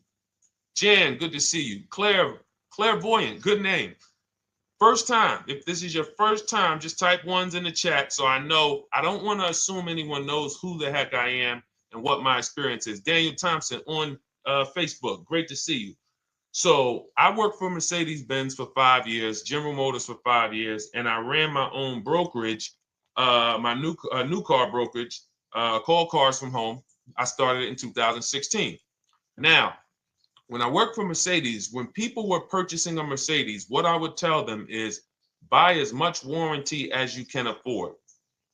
Buy as much warranty as you can afford, because I knew that when something breaks on a Mercedes, nothing's under $1,000, and typically it's $2,000-$3,000. So a $4,000 warranty on a Mercedes-Benz is usually worth every dime. But at the same time, we have cars that, again, less likely for things to go wrong, and then when things go wrong, if they go wrong, they can typically be repaired inexpensively. Good to see you, Arms Reach. Welcome on Instagram. Shout out to the people checking in live. Great to see you all. So that's how you're measuring extended warranties. You don't want to get an extended warranty on a vehicle that has a low cost of repair and a low likelihood of things going wrong. You can then take your money, put a little bit to the side, have a little emergency fund, that same $3,500 that you would have put into the warranty, or $2,500, you put that to the side over the course of a year, 2 years, put $100 a month to the side, and then have that be your cushion just in case things go wrong. It's better for you to have that money in your bank account, and if things go wrong, you take it to your mechanic. You must have a local mechanic. You guys know I swear by local mechanics on cars that don't have warranties. Even if you have a Mercedes-Benz, a BMW, an Audi, something that is typically harder to work on and takes more of a specialized engineer, there are still plenty of places that have those. I mean, there's shops where they used to be Mercedes-Benz techs. Now they have their own shops. This is who you want, because their cost, their labor is going to be probably 1/3 of what a dealership is going to be. So these are the resources that, again, keep more money in our pocket while getting us the same level of service and experience. Okay, great question. Welcome, Uncle Nene. Good to see you, Uncle Nene. All right, listen. Nicole, good to see you. All right, Dolan, you can pull up the next question. Feel free to start typing your questions. And as we get more questions in, we'll try to get to all of them. You guys know we're not always able to, but we do try to get to all of them. How do I shop around for the best lease deal without affecting my credit? Well, first of all, you're talking to someone who's, just so you know, I've taught thousands of people to lease. I've gotten 7 leases. Now, when we look at what we are doing with a lease, first, we have to consider how we want the information presented to us. We are not letting dealers tell us how they're going to quote us. We are telling the dealers how to quote us. So we are going to have all our quotes. Thank you to everybody hitting the like button. I see you. I appreciate you. And shout out to the sharers. As I see people who share, I always like to give the shout outs to the people who share this broadcast with their friends and their family. And thank you to everyone who's giving gifts on TikTok and Instagram. Appreciate you all. So what we are doing when we're telling a dealership, you give us a quote with first month's payment only out of pocket, 12,000 miles per year, and put all the taxes and fees into the payment, assume tier 1. So we are presenting it now in my book and in my Shop with Deshone program, my video checklist. I have all the templates. If you're going to do this yourself, you just need to remember how you're presenting this. You can call around to dealerships, because there's 2 ways to do this. Shopping from home. Cars from Home is about showing you guys, and I'm going to be showing you guys a ton of payments. And listen, I don't want you to feel bad, because some of you are going to see that you've left a lot of money on the table. Part of what I have to do here, and I've been doing it for 3-4 years now, is I have to tell you the bad news. For 3 years, I did a masterclass called Everything You're Doing Wrong Buying, Selling, and Leasing Cars. We put probably over 15,000 people through that masterclass. But those were people who were willing to hear the bad news They knew, Deshone, I got to hear the bad news to get to the good news. So as I show the difference in the prices that we get and the people who listen to me get, more than, forget about me, the people who are like you, the people who are on a live, saw a video, and then took action and learned and use our processes, the results they get compared to what you're getting. You're going to see, wow, they're saving $3,000, $5,000, $7,000, $10,000 more than me every single car. And so the Cars from Home system is about bidding. It's about turning your car purchase into a bid. You're no longer begging. You're no longer going into a dealership and begging one dealer to sell you a car, and then you go to another dealer and beg them, sell me this car, please take my money, please take my money. Meanwhile, you're not seeing the entire market and the people who would compete to get your business and gladly give you the service that you deserve by giving them a $30,000 to $50,000 to $100,000 transaction, which is what your car purchase is. So now so the big thing to understand right off the top is, now I need to learn this bidding. I need to learn to get multiple offers. So you can do this by phone. You want to do this by phone, you can call around, but you must give them that information in order for you to compare the deals the right way. Lynette, good to see you. Christina, good to see you. Melvin, good to see you checking in. Rudolph, I see you. Once you actually give them that information, 12,000 miles per year, first month's payment only, due at signing, taxes and fees in the payment, assume tier 1. I want the tier 1 offer. Even if you think I not qualify. Now, if you got a credit score above 670, all your FICO scores, most of you will qualify for most tier 1 leases. So you want to see, what does this look like as I get my offers? Once you get your offers in this format, you can use the 1% rule as the gauge. The 1% rule is been around for more than 20 years. Everyone who leases and who's savvy, we understood if your lease payment is 1% of the MSRP or less, you stole the car. That includes taxes, that includes fees. You're still in the car. So example, we're looking at a $30,000 car, Hyundai Sonata or a Hyundai Elantra, $30,000 car. When we shop all our offers, if that lease payment is $300 per month, with only $300 due at signing. In other words, I show up, here's $300. Good to see you, GDTV. Thank you for checking in on YouTube. Once I give you that $300, that's my payment for the next 35 months. So that's a very, very low percentage of the car you're paying. It's a 1% rule. Now, in order to get a 1% lease, you need a great lease program, which means the bank has to be supporting the car, rebates, incentives, and then you need the biggest discount, the dealer who's going to give you the biggest discount. Now, one of those we can control. One of them we can't. Which one can't we control? And for those of you who are new here, we don't play around here. But my people who are moving, and again, I'll show you, like a lot of people, we got a lot of people who've been following us, using our processes. They're locked in. They're not casually on a live here. We're not casually here talking. They are locked in. Like, boom, okay, I hear you. They're answering, they're typing, they're not, vacuuming in the kitchen and trying to hear. You can't do. We're talking about your second most expensive purchase of your life. It's going to be, you got to lock in. You got to challenge yourself to block out the distractions while we're on this stream, because this is your money. And if you don't take your money seriously, the car salesman will take your money seriously. Oh, I like that. Praise the Lord. God is good. You don't take your money seriously, the car salesman will take your money seriously. Man. So, all right, now somebody remind me the question I asked. I got so happy about that little catchphrase that I forgot who we were. So I know we were discussing, okay, we're talking about the 1% rule. So now one of the things we can't control is the bank. We don't know what the lease program is on a car. So when we shop cars, we are going to now look at multiple offers, and here's what you're going to see. Now, I'm going to show you an example of how we know or how we expose where the dealers are concerning pricing.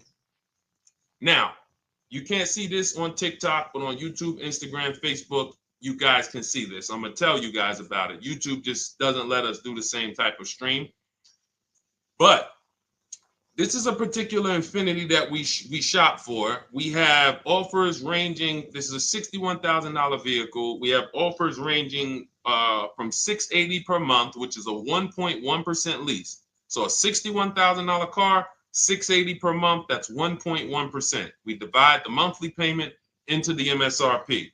Now, we can see here that there are some offers already from dealers that are almost $900, $889 per month, $889 per month, $873 per month. So now when we look and we say, whoa, how can we have we have all these dealers have the exact same car, yet one of them is $200 per month higher than another dealer. Exactly. We call them the 80%. The 80%, even after back and forth, even after, hey, we'll take off some money. All right, we'll drop the payment $50 a month. Their offer is still so high. It's a horrible deal. Now, why would they offer this? And this is consistent. So I don't want y'all thinking, well, the dealers that I walk into, they're different, Deshone. They take off more money. It does not matter what you think. If you don't have the market reports, if you don't know how to get multiple offers so that you can see, we do this all around the country. We have students all around the country in Cars from Home. We have people we shop for. We have over 13,000 books sold now. Like, we have lots of data to prove this. 80% of dealers are going to be overpriced. This is another particular deal on a Toyota, a market report. And you guys can see that the out-the-door prices here, list price, $32,000. Out-the-door price with taxes and fees, $38,000. That means that dealer is charging all types of fees on top of their price. The $39,000 MSRP. Look at line number 3, $39,000. Out-the-door price is $41,000. We can see $39,000 out the door includes taxes, includes all the fees. So we can see that these out the door prices in the left, in the right column, are way higher than the MSRP. $35,798. Out the door price is $39,700. But look at the green. Look at the green. This is what we call we found the dealer at this time who wanted to win the bid. They wanted to win the bid. They needed the car sold. This is a rotation. We don't say to them, wow, they won the bid one time, so they must win the bid all the time. No dealer can win the bid all the time, or they'll be out of business. But in this particular case, at this particular time, for this particular client, this dealer said, we're going to sell this car for that's $35,500, and out the door with taxes and all the fees, $34,994. That is a over $4,000 discount off this vehicle. When all the other dealers are not only are they not giving you a discount, they're charging over list. And they might come and say, all right, we'll take off $500. We'll take off $1,000. We'll take off $1,500. They might start so high with you guys that you think, wow, they started up here and I talked them down. They took off $3,000 from me, but they already were $3,000 in fake fees, protection plans, and all of this padding, dealer adjustments, which is fake fees. So whenever they say, because the dealer gets a minimum of a 6% profit margin, from list to invoice, we have profit. From invoice to holdback to triple net, we have money. That's all the profit margin. On top of that, when we add a dealer adjustment, what we're saying is we're going to sell this car to someone who does not have the skills to find our competition. And they're going to come in, and if we got to take off $2,000 to make them think they won, this is what we're going to do. But what we do here, what people like Brian is going to do, look, just finalize my first ever lease using your system, 2025 Honda HRV, $30,000 vehicle, $395 a month payment. no money down. His initial quote was $434. He ended up using our calculator, which we have in our book and in our program. If we put all our offers into that calculator, it tells us what to counter. He gets that offer for $395. That's his deal. We look at somebody like Wendell. Look, thank you. It's the least I can say for your book, Cars from Home. We're still in the middle of the process. Just sold our car today, like 10 minutes ago, for 30% above value. Why? Because he got bids. Look, using the insights from your book. I read the book multiple times and told many people about it because it's that good. It's so intuitive and insightful. We'll be moving to the next step soon, and I'll write again. So now you heard him say we're moving to the next step soon. Step 2 in my book is the equity assessment. That's when we get bids for the car we have. We get bids. You're going to go to, listen, you should never be trading your cars in. Let me ask you all a question. Do we get the most money for you name me one thing that we get the most money for that thing trading it. Name me one thing. If I had this iPhone, do I get more money trading that iPhone in for another phone, or do I get more money listing it online and selling it to whoever will pay the most? Trading or selling? Let's go. Who's locked in? Tax advantages are very small. I understand you, Ronald, but the tax advantages, we have people that are selling their cars to cash buyers for $3 to $5 grand more than what they can get on trade. A tax advantage for the difference is not, it's minimal. Exactly. Thank you, King Carter. You listed. So the money is in the bids and the competition.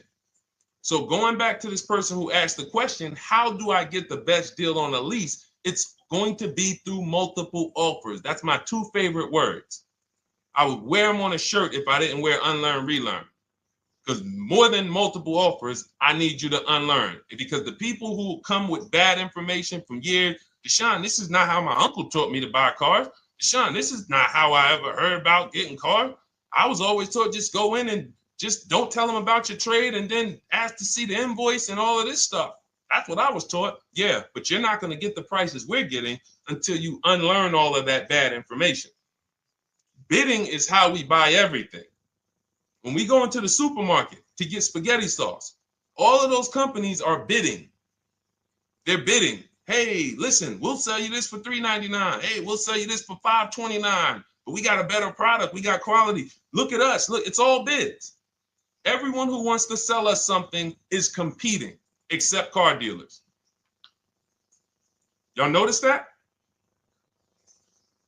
So the mindset that y'all got to have if y'all want to really win and save all of this money and get these huge discounts is I'm going to start purchasing and leasing cars like I buy other things. It's going to be a competition.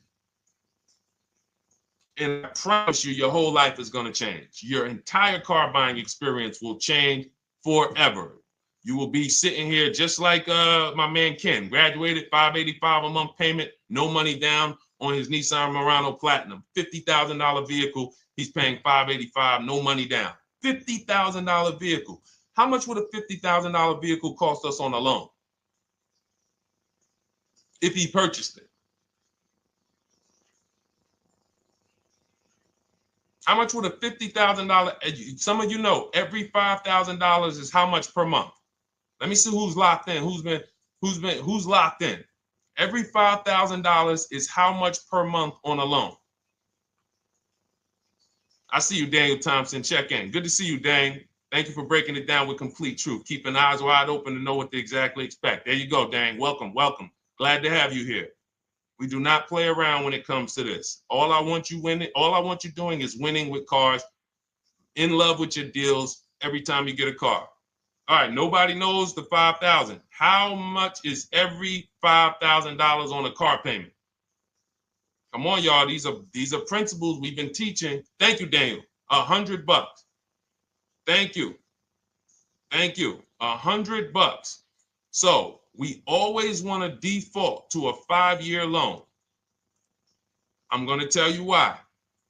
when you default to a 5-year loan, you're in a safe position. Now, defaulting to a 5-year loan means when I look at a $20,000 car, I'm thinking $400 per month. 5-year loan, every $5,000 is $100 per month. If worst case scenario, I'm trying to get a little bit more car, then I'll go to a 6-year loan, but that's the max. I'm not going past a 6-year loan on a car. That's like going to a 40-year mortgage on a house. They're available. It's not a good idea.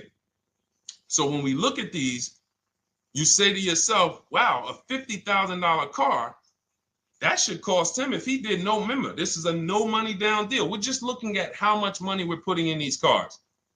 That car would cost him about $1,000 a month if he purchased it, 5-year loan, no money down. Which is why when people purchase their cars, what do they typically do? Come up with a ton of money, 10 grand, 15 grand, 20 grand, because they're going to pay into that car to try to lower that payment, because that payment, but some of us who don't have the down payment, we're financing most or all of the car. But here's the thing, I don't want you to feel bad if you're one of those people who's like, Deshone, I really don't be having those down payments of 10 grand, 15 grand, but I want to drive something quality. Exactly, I hear you. Here's the bad part about the people who are putting 15 grand down on their cars, but they're breaking the 8-year rule. This is what we call in Cars from Home and everything I teach, the most important question is how many years are you going to keep this next car? If it's not 8, then we don't purchase those cars, because here's what happens with people who go into their bank account, slap $15,000 down in a car, and don't keep the cars 8 years. And if anybody's willing to be honest, they will confirm this right here on the stream. When they go to replace that car in 3 years or 4 years, they literally have a little bit of equity. Maybe they're just breaking even. They're not getting that 15 grand back. It's gone. It's gone.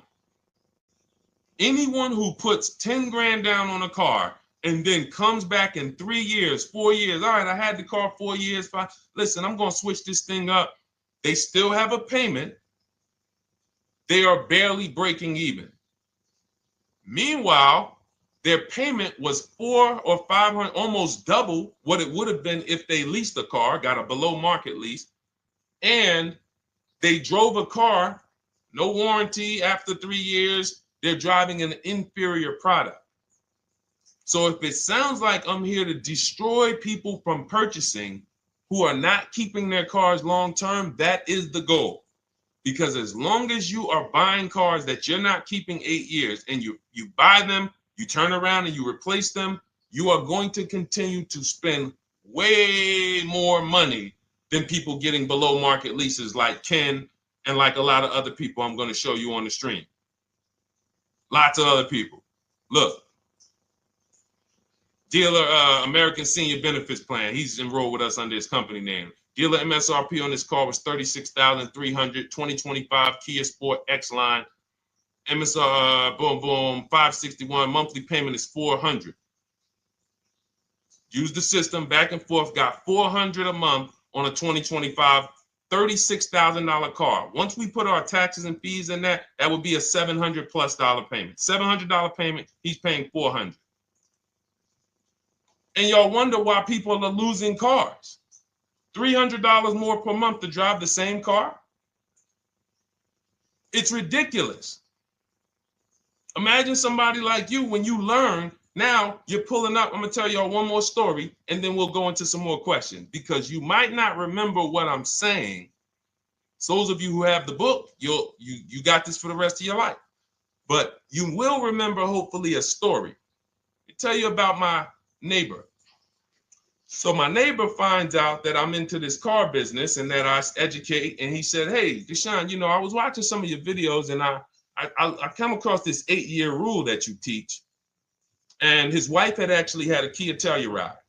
Popular vehicles, probably been one of the most popular SUVs, that the Palisade, since 2007, 2019.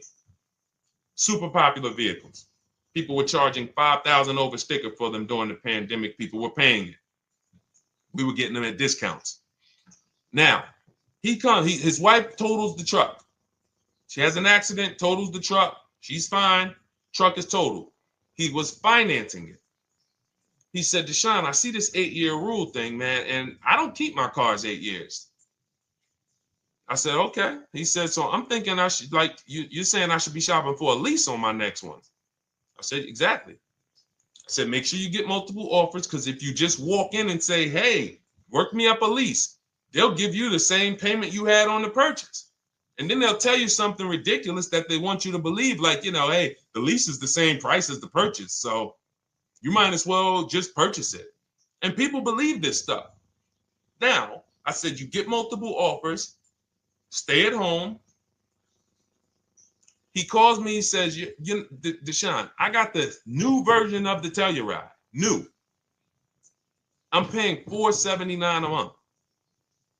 He's $497, and then he said, I think he put down like $1,000, bring it down to $479.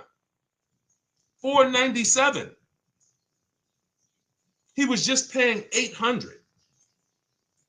Do you think anyone can tell him anything about leasing? He's pulling up in the same exact truck. In fact, the newer version. He knows he wasn't going to keep the car long term anyway. He's not going to pay it off and then keep the car and have a paid off Kia Telluride for 10 years. That's not what he does. He keeps them 3 years, 5 years, 7 years, and then he replaces them.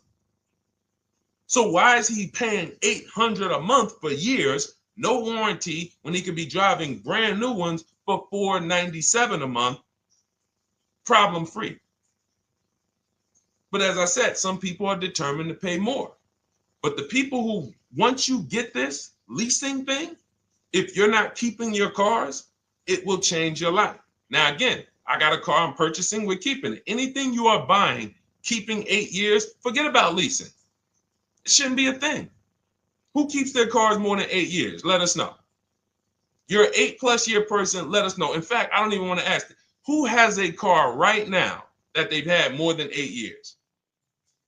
And then we'll answer. I want to get Kathy's question too. And then let's get some purchase questions. Let's get some used car questions. Let's get some bank financing questions. We do it all here.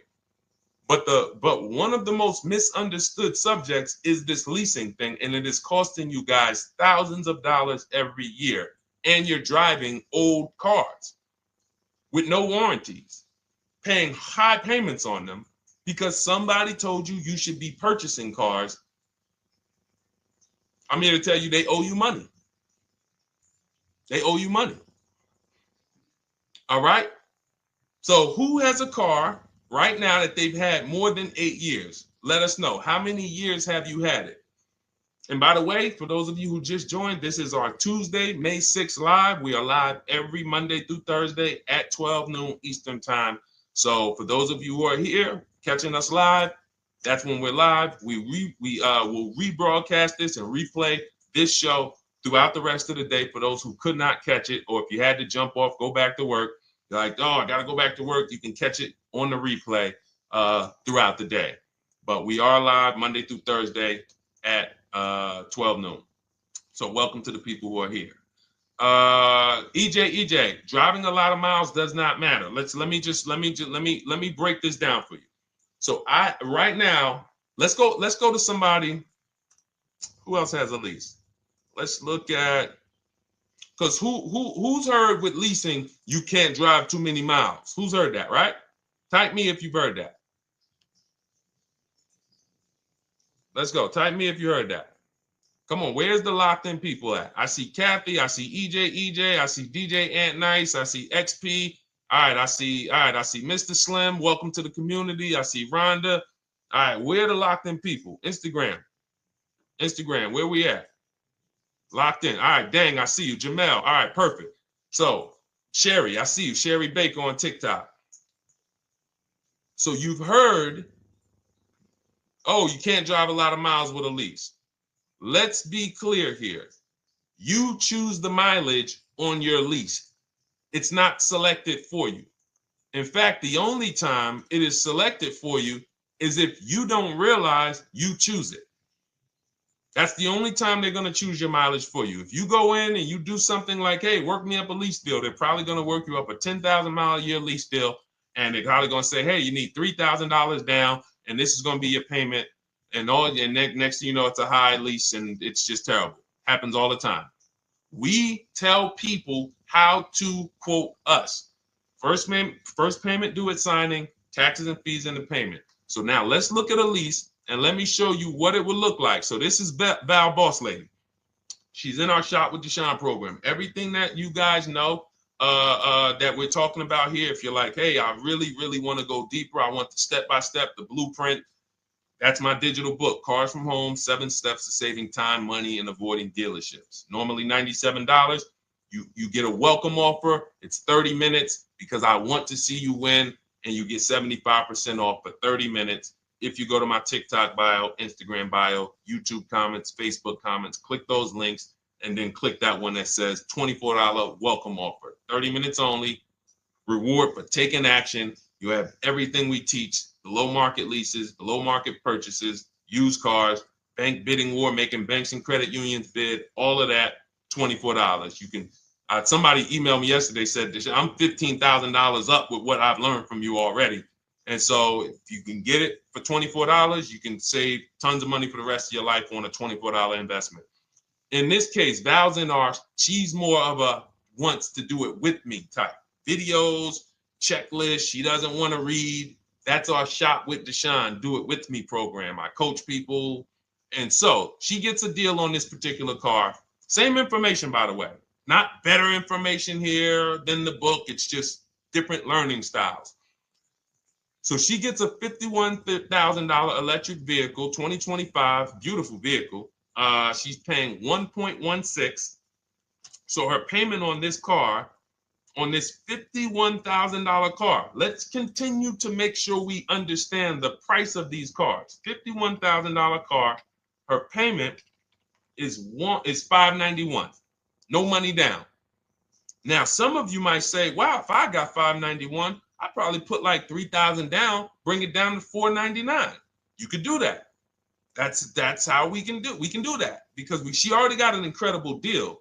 Then we're just determining how we want to structure our payment. And thank you for everybody sending me gifts. I appreciate you. Thank you for all the badges. I don't take it for granted. And thank you for everyone who's hit the like button. Those of you who are double tapping the screen. Every time you hit something on TikTok, you like it, you double tap the screen, you keep running those likes up. We appreciate you. It does matter. It helps spread the word. So let's say Val wanted, she's a high mileage driver like EJ. Let's say, EJ, how many miles per year do you drive? 20,000, 25,000?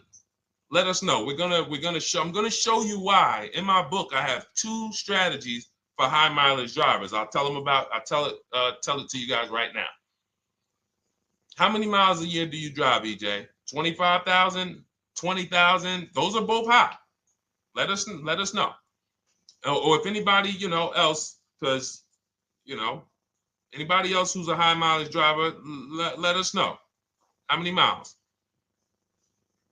26. All right. Thank you, EJ. So let's just round that to 25 for now. Let's just round that to 25.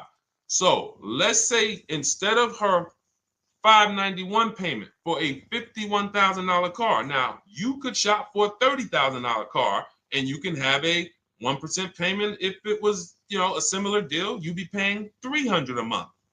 In her case, she has a $51,000 car. She probably wanted a nice SUV that looks beautiful, that some other people are paying $1,000 a month for. She's paying $591. But if she wanted to bump it up to 15,000 miles a year, she'd be paying another $30 more per month. She'd be paying $620.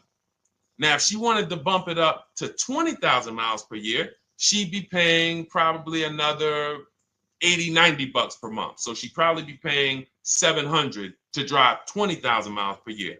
Now, let me tell you guys, because some of you guys who are like, yo, man, those payments are high. We're talking about $50,000 cars here. So if you were shopping for a $30,000 car or a $35,000 car, naturally, if we took the same exact numbers, let's take a $35,000 car, 1.16 lease. That's a 406 payment, probably $399. So now, in order to go, and let's say you're a high mileage driver, just like EJ, you want to add another 15,000 miles to your lease. You're probably going from 400 to 550 or 575. But you have all the mileage you need.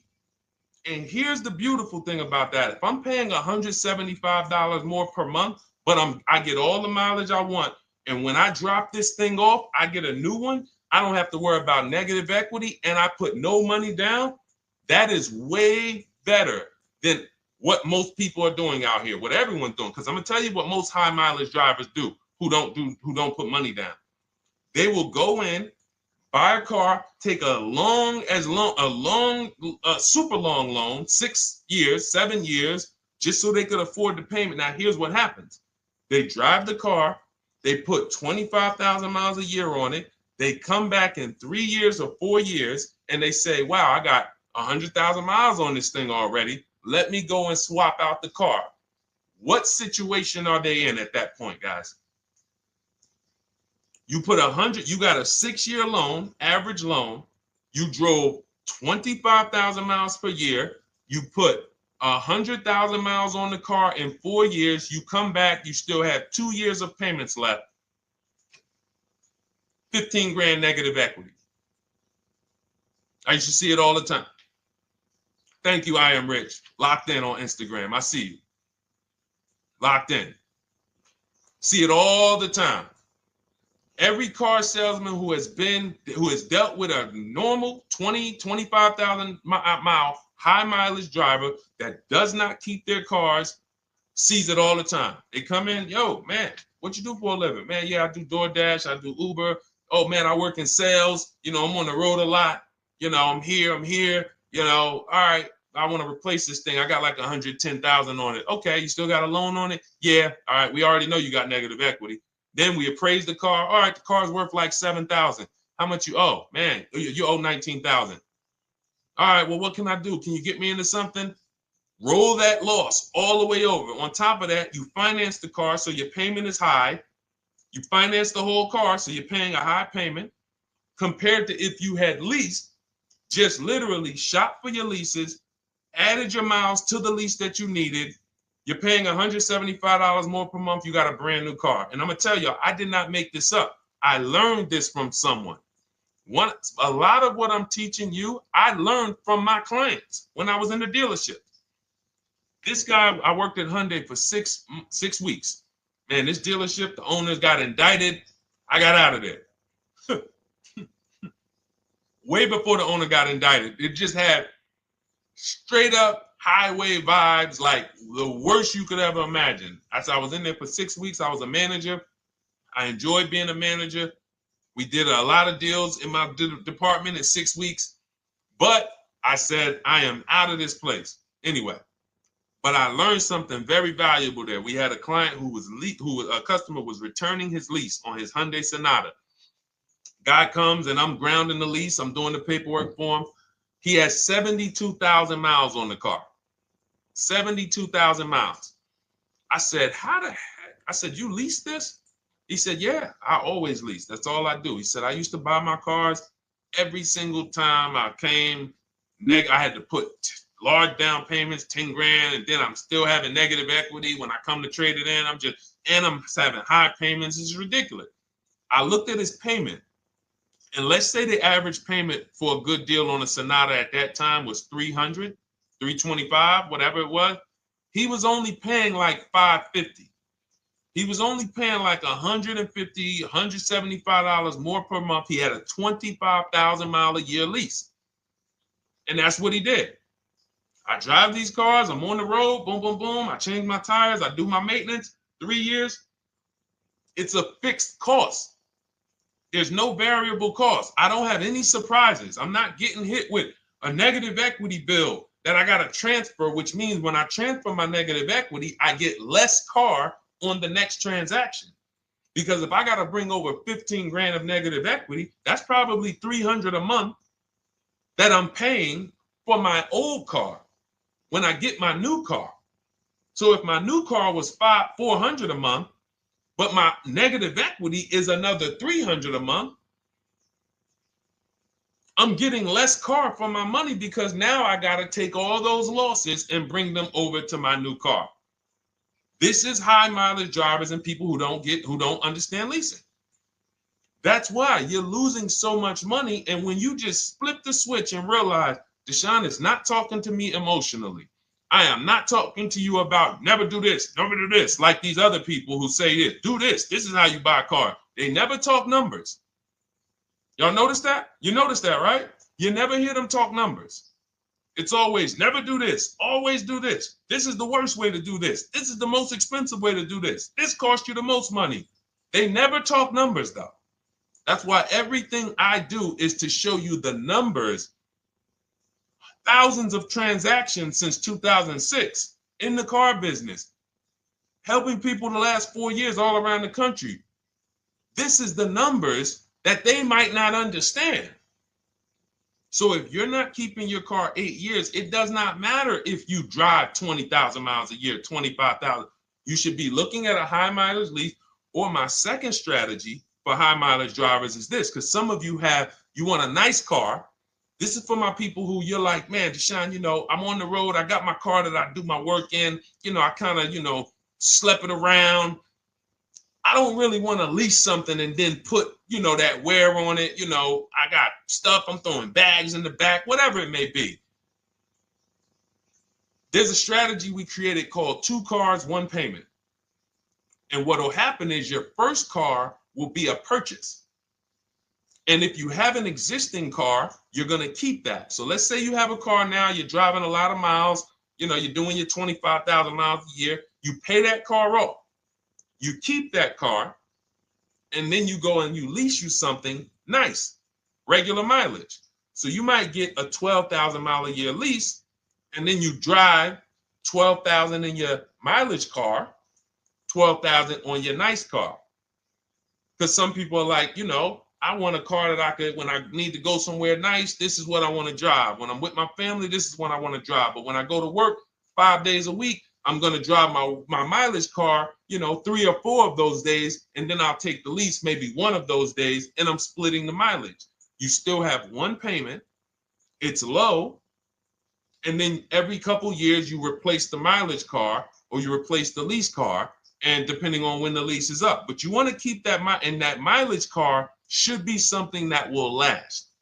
Ideally, something that you can get 200, 300,000 miles a year out of that car, because that's what that car is there for. Man, I'm hopping in this thing, man. Oh, transmission went out at 170,000 miles. Go get you a rebuilt transmission, boom, boom, drop it in there for $2 grand, get another 80,000 miles out of that car, but you still got your lease car and you're just splitting the mileage. Both of those are short-term strategies for high mileage drivers. That is not for long-term people. If you're a long-term person, I keep my cars 8+ years, forget about leasing. You should just be finding the best deal, below market purchase, keep the car, something you can keep for 8+ years. You could put 30,000 miles a year on a car 8 years in a row. If you get the right car, and in 8 years, you got 240,000 miles, and then you replace it. Forget about leasing. This is only for you guys not keeping your cars 8 years. You're getting killed on depreciation. You're paying tons of money. This is you. You are the people who should be leasing. Okay? So everything we're talking about this is the Cars from Home system. We teach this. This is not, I'm not freestyling this. This is in my book, digital book, Cars from Home, 7 Steps to Saving Time, Money, and Avoiding Dealerships. We have two strategies for high mileage short-term drivers, 1 strategy for high mileage long-term drivers. And so if you want your copy, you can get it for 75% off. That's our welcome offer to you. As a 30 minutes welcome. Thanks for being here. I want to reward you. If you want everything we teach in a step-by-step way, go grab your digital copy. It's in my TikTok bio. It's in my Instagram bio. Click those links. We also got a link in the YouTube comments and the Facebook comments. Grab your copy. And make sure as soon as you purchase, screenshot the thank you page. You're going to see thank you for your purchase. screenshot this page because it has my support team's email on there. And then there's a link for you to open the book right there. You can save it right to your computer or right to your phone. Okay. But and we also have a special for those of you who are like Deshone. What about that, video checklist and coaching program?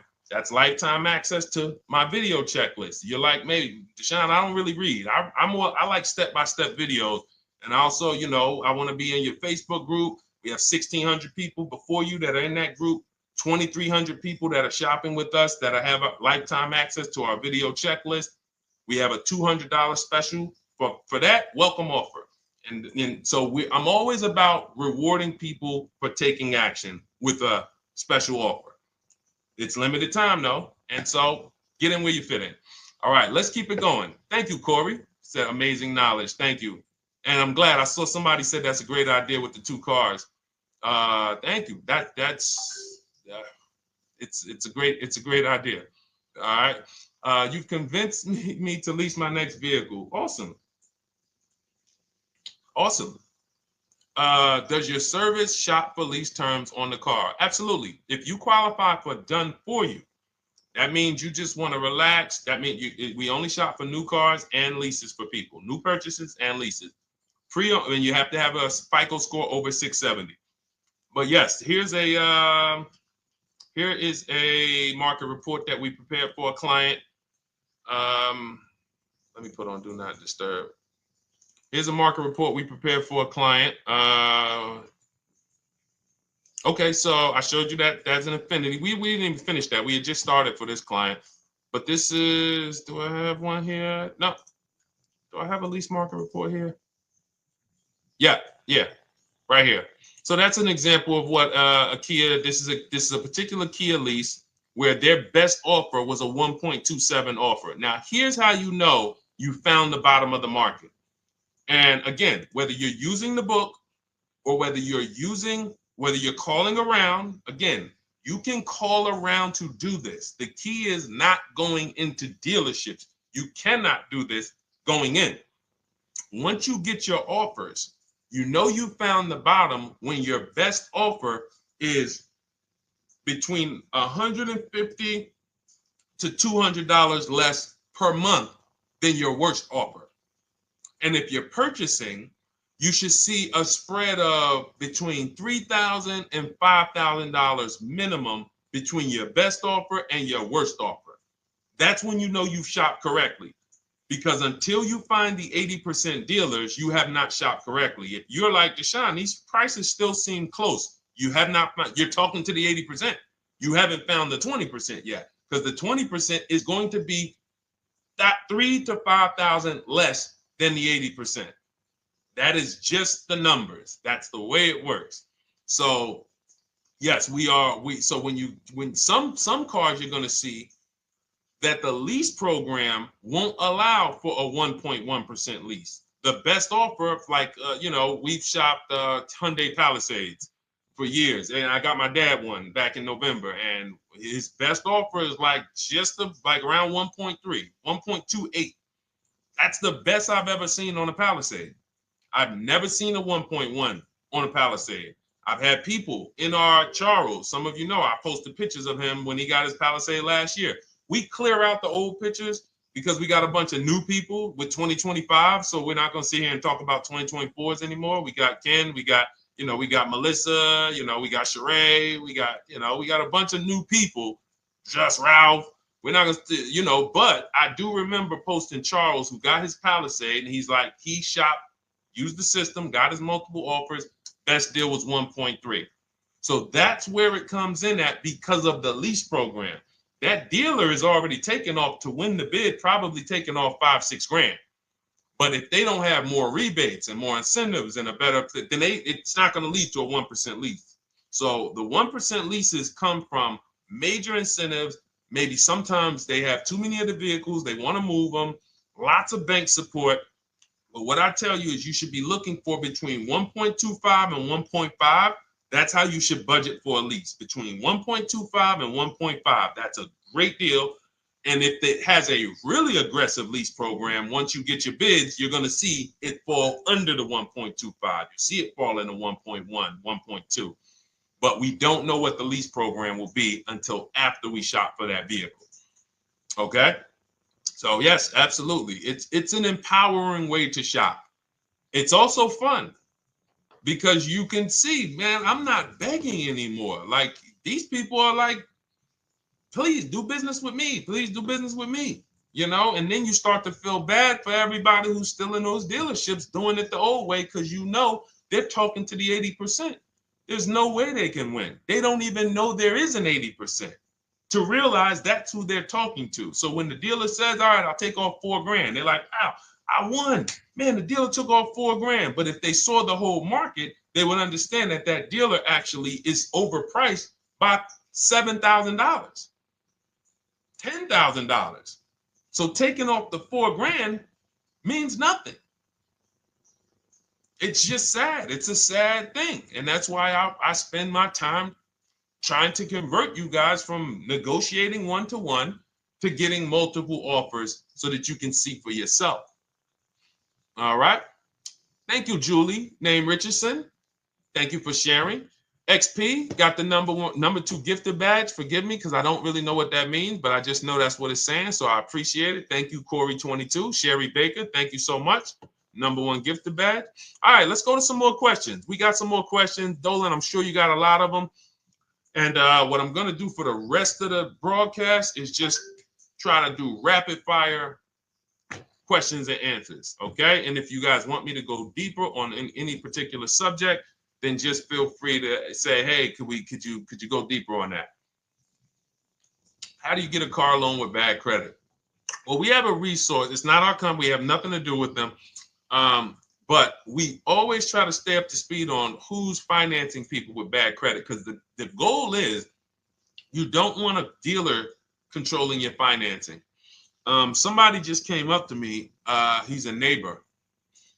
He's like, aren't you in the car business? I said, well, yes and no. He's like, well, listen, I got a connect to Acura. Anybody you send me, they get anybody approved, I'll give you $1,000. I said, okay, cool. Thanks for the information.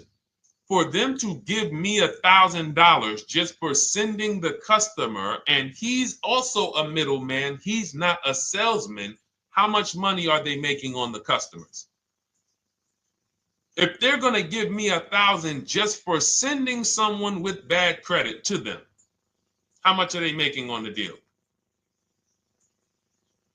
Arms Reach, congratulations. Just got my book. You use it when, please send me your email testimonial.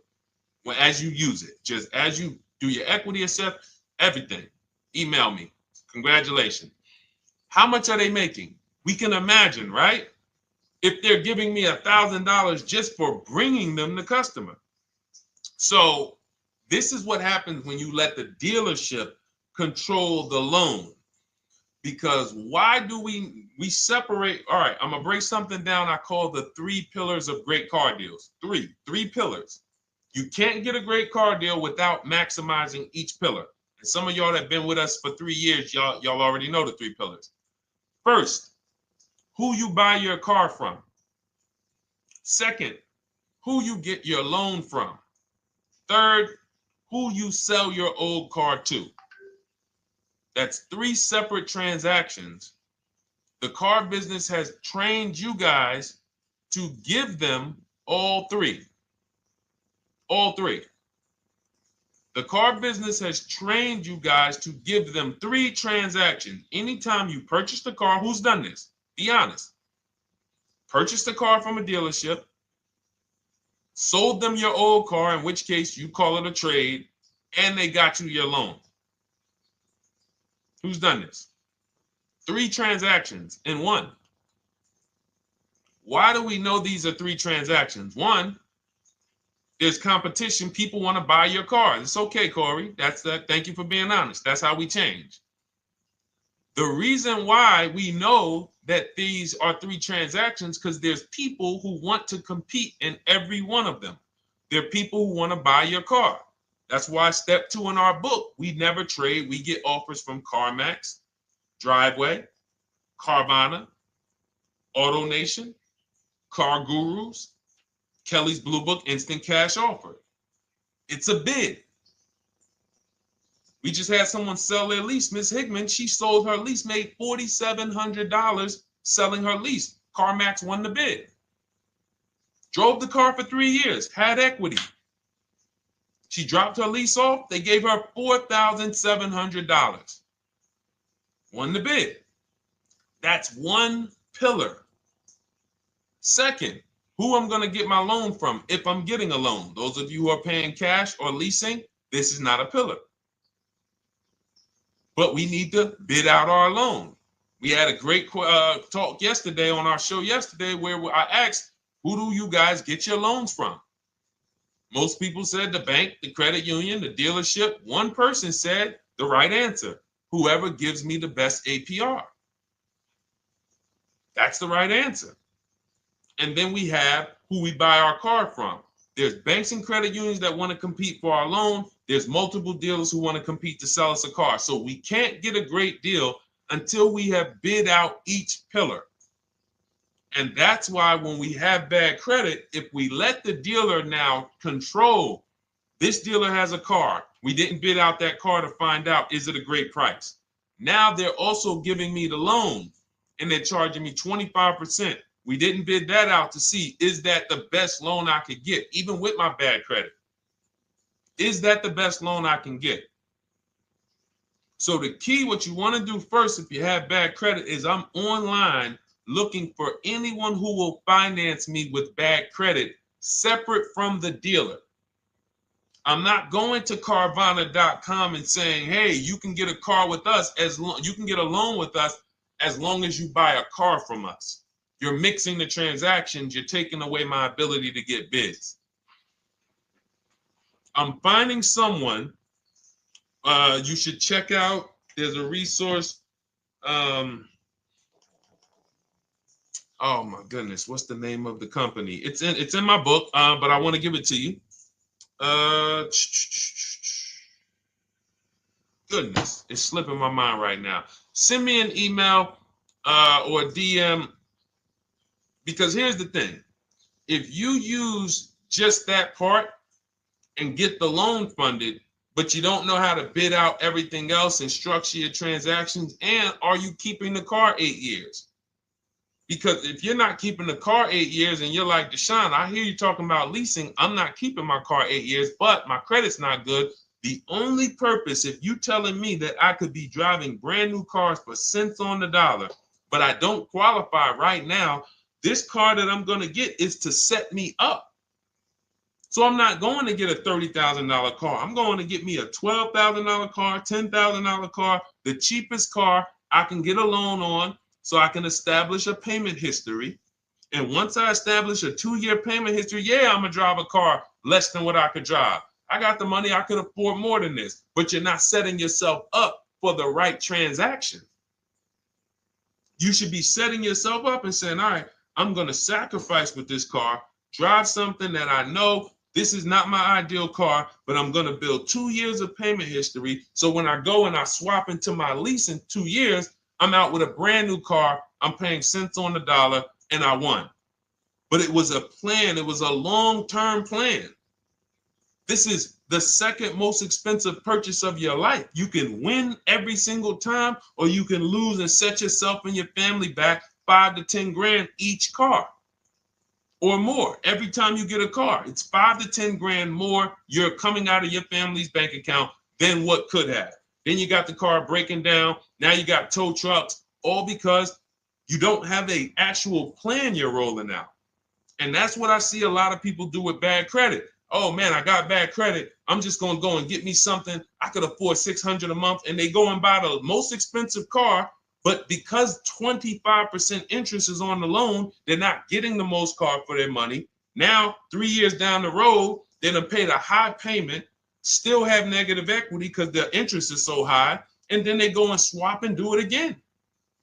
And because the payment's so high and the car is older, because they want something fancy, but they really can't get that because, again, the interest is high. That's eating into their budget.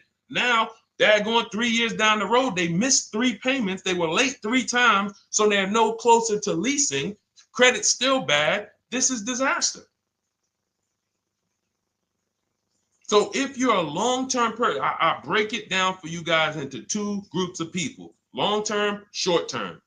Long-term high mileage driver, short-term high mileage driver, different plan. Long-term bad credit person, short-term bad credit person, different plan. If I'm a long-term person with bad credit, here's what I'm doing: finding the absolute best car I could find, getting bids, either new cars or used cars. We got the strategies for both. You can use the marketplaces, cars.com, Car Auto Trader. We got a whole strategy for how we find used cars, but you find that car, you pay your loan of 20%, 19%, 18%, if that's the best you can get. Because here's what you're going to do. In 2 years, you're not swapping into a lease. In 2 years, you've established a payment history, you fixed your credit, and now what are we going to do? You got a quality car. You're not thinking about trading it. You're not thinking about replacing it. You're like, man, this is my car. It's a great car. I'm just paying daggone 20% interest. What do I do now after 2 years? Now that my credit is good, because I got a quality car, dependable car, I'm focused on fixing my credit over 2 years. What am I going to do after 2 years? Anybody?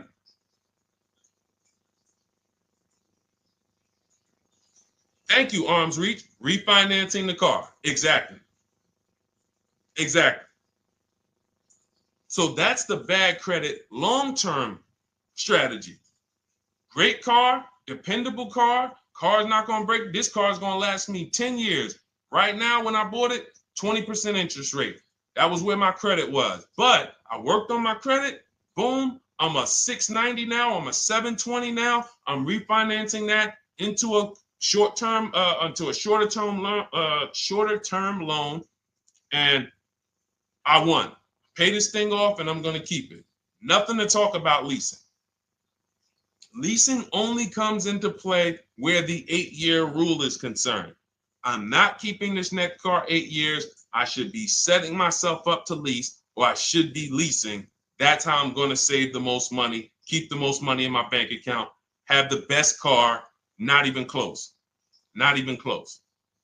All the wins for the purchasers are after 8 years. People who are like, man, Sean, I got a car, man. I had this thing 12 years, man. It's been paid off for 6 years. I ain't had a payment. I love it. Long-term purchaser. You won. You won. Who's in that situation? Who has a car outside that they've had for more than a decade? Paid off. You can give it to your son. You can give it to your daughter. It's an extra car. That's purchasing. That's the wins. That's what we call the reward stage of purchasing. But you got to get there. All right. All right. Let's go. A lot more questions. We got probably another 20 minutes. We'll stay on. So let's keep it moving. But again, Lend Buzz. That's the company. Lend, LEND, BUZZ. They started. I started seeing them about 18 months, 2 years ago, and they were loaning to people with, international students, people who didn't have credit. You want to try to find a place that will fund you independent of the dealership. That is what your goal is at all times. Independent of the dealership. Here, you qualify based on your income and your credit. You qualify for $18,000. Go find a car now. That is what you want. You don't want people mixing the bank loan with the car and two pillars that they are controlling. We're controlling the price of this car. We're controlling your interest rate. We don't want that. Yep, exactly, Cindy. For those who just joined, this is our Tuesday, May 6th live. We do these lives Monday through Thursday at 12 noon, so you can tell your friends, family. We wanted to now come up with a constant and consistent time where I can meet with you guys. If you don't have, if you can't stay the whole broadcast, we will replay these throughout the day, because sometimes people got to jet back to work. They're watching us on the lunch break. You can catch up on the whole rest of the show throughout the day, all the way up until tomorrow, and then over the weekend, we'll play a whole compilation of all the shows for people who really want to dig in and hear all the questions that we answered throughout the week on, Monday through Thursday. But if you want to join us live, set your calendar, set an alarm, meet us on any channel. We're on TikTok, Instagram, Facebook, and YouTube on the Deshone the Auto Advisor channels, 12 noon, Monday through Thursday. All right. Let's go. Next question, Dolan. All right. What are your thoughts on purchasing used versus new? It's a great question, Kathy. For me, it's a matter of budget and values. It's only a matter of values if you can afford both. So if you can get everything you want in a new car for your budget, everything you want, everything that you need, and you can afford it in a new car, you have the option to choose both. So it becomes a matter of values. In my book, I teach, are you a person who's like, I want to reward myself. I only get a new car every decade. I'm going to keep this thing 10 years. I want the latest and greatest. Therefore, I'm going to shop and get the best offer, get me a below market purchase. Because y'all notice I always put in a caveat of a below market purchase, below market lease. That's all we're talking about here with Cars from Home. That's all we're talking about. You need to, every purchase you make or lease you get, you want it to be a below market lease or purchase. So now, if I could afford both, is it I'm going to reward myself with a new vehicle, or do I have these other values where I actually want to knock 20 to 30 to 40% off the price to get even more for my money? So that's really up to you if you can afford both. There's no right or wrong there. It's a matter of, like I said, the values. Now, some of you once you look at your budget, I have a tool in my book and in our video checklist, the coaching program called the Perfect Budget Calculator. We invented this, so it's not on Google. You'll hear a lot of the stuff, almost nothing we teach. You're like, if you ever go to look for it, the 8-year rule. No one talks about it. We created it. This is our intellectual property that we created to teach you guys to create these boundaries. The rule of 72 and the 10th birthday. 1.5% rule for overpaying for leases. These are all things that are absolutely proprietary to Cars from Home. But one of them is this Perfect Budget Calculator. Sometimes when we're factoring budgets with most calculators, they don't include fees that we know dealers have. And I'm talking about legitimate fees, tax, documentation fee, motor vehicles. So we're putting our budgets together, but we always get caught out there. Who's had that happen? You got it all figured out. You get to the dealership, you bought the car, and they're like, well, what are you going to do with the fees? Because you got $3,000 in taxes and fees. And you're like, whoa, where'd that come from? Sometimes they're lying and sometimes it's legit. But none of these calculators factor in the fees and everything like that. So we created this Perfect Budget Calculator that does. But here's the thing. Once you find out what your budget is, even if you're budgeting with a normal calculator, just add a couple thousand to account for the taxes and the fees. But you might see, I can't get everything I want in a new car for this budget. Everything I need, I can't get for this $24,000, in which case I need to go and look for a pre-owned one. So that's why I said, in reference to your question, Kathy, what are my thoughts on purchasing used versus new? It's a matter of values and budget. Budget first, because budget will determine if you can afford both and get what you want. But if you can afford both and get what you want, then it's a matter of values. Okay? So again, everything we're going over is in my new digital book. It's called Cars from Home, 7 Steps to Saving Time, Money, and Avoiding Dealerships. It's 5-star rated. Thank you to everybody who has taken the time to rate it and review it on Goodreads.com. It means a lot. And we can't continue to get this information out without you guys. So we appreciate you. And you can get your copy instead of $97, you can get your copy for $24 as part of our welcome offer. So that's 75% off. If you go to my link in my TikTok bio, Instagram bio, the YouTube comments, and the Facebook comments, we have a link there for you guys. And you can grab it. It's a digital book, so you don't even have to wait. It'll be in your inbox by the time you jump off the stream. But make sure when you get it, you screenshot that thank you page, because it has my support team's email. Sometimes you may be rushing, you're trying to get back to the stream and you type your email in wrong. Also, as soon as you purchase, the link to open the book is right there. So it'll say open the book below. You can save it to your computer. but I would rather you get it for $24 than $97. Although we've sold a lot at $97 because people feel it's worth every dime. You're going to save thousands and thousands of dollars for the rest of your life using what's in the book. Your first transaction, you probably save $4,000 to $6,000 to $8,000 depending on the car. So $97 is great, but $24 is even better. All right. And for those of you who have a different learning style, you'll see in there, shop with Deshone. You're more of a do it with you person. Do it with me, Deshone. Okay. We have lifetime access to shop with Deshone, and I coach you personally for 6 months. So we jump on Zoom calls twice a month. And some of you who may qualify for done for you, just do it for me. If you qualify for that, we have a welcome special for that too of $300 off. So get in where you fit. And those of you who are new or you're like, Deshone, I like what you're talking about, but I still don't trust you. You can start with our free cheat sheets. So just start somewhere so that you can start to reinvent how you're car shopping. Magley, how are you? Oh man, of course I remember you. Following for years. You actually were following me from the time God blew me up on TikTok. That was 2021. So I absolutely remember you and I appreciate you. And yes, it's so good to see you. Absolutely. Absolutely good to see you. All right, Dolan, we got a couple more questions. We got time for a couple more. Let's try to go as fast as possible. The discount for the book is not working. It says time ran out. It's 30 minutes. I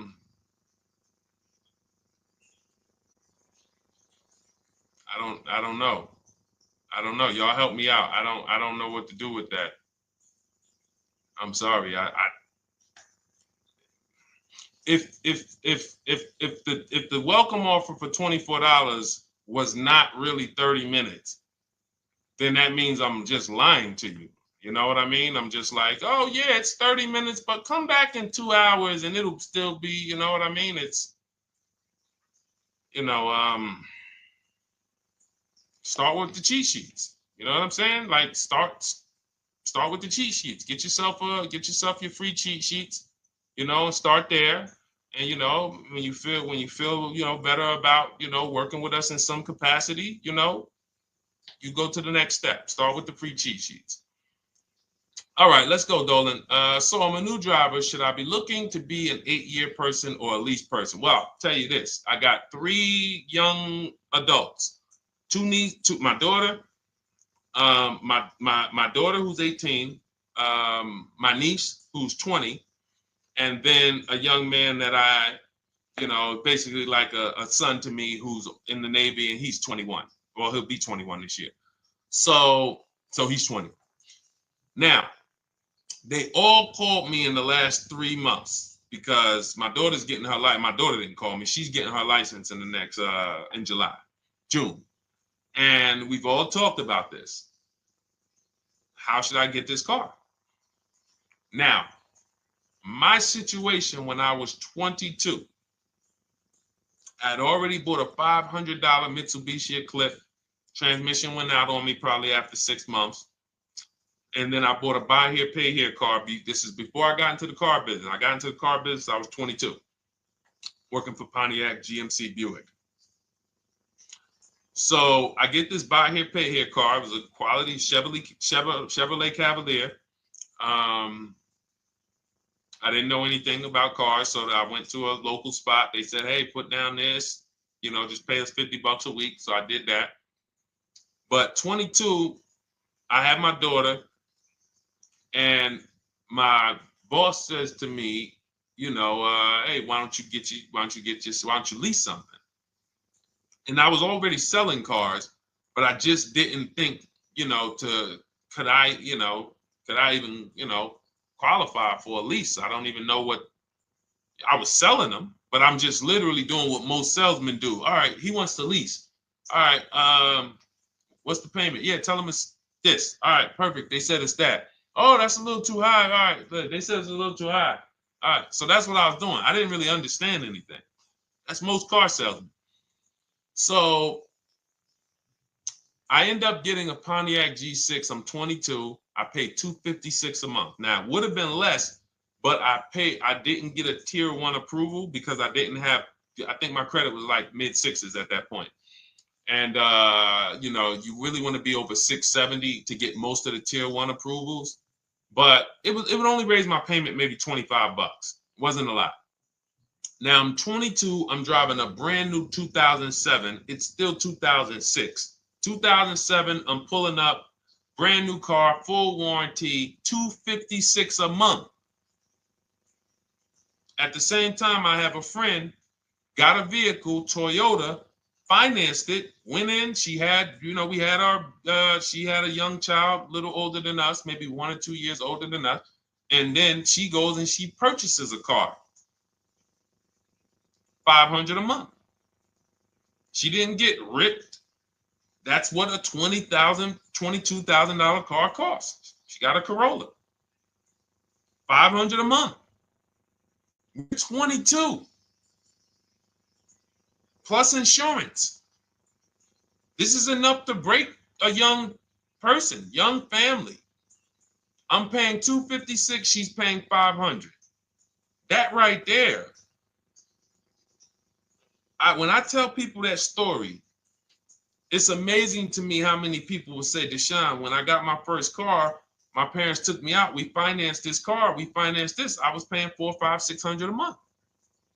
Whether the parents were paying some of it, or they were paying some of it, or they were paying all of it. Thank you, Kathy. Appreciate you sharing. So this is what all of them, all three, well, 2 of them, I don't know about the young man. Because his parents,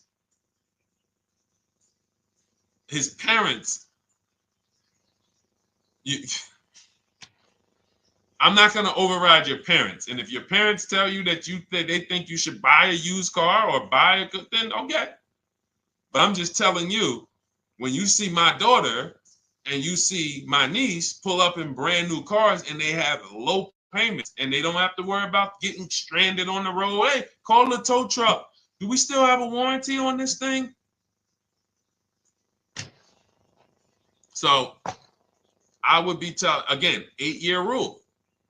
Because if I've had young people in their early 20s who are like, I'm not even into cars. Like, I'm going to buy this and I'm going to keep this car. Like, I'll keep it 8, 10 years. I don't. And I've had some people who they know when they get a better job, when they move to this, they're going to start a family. They're probably not going to keep the car 8 years.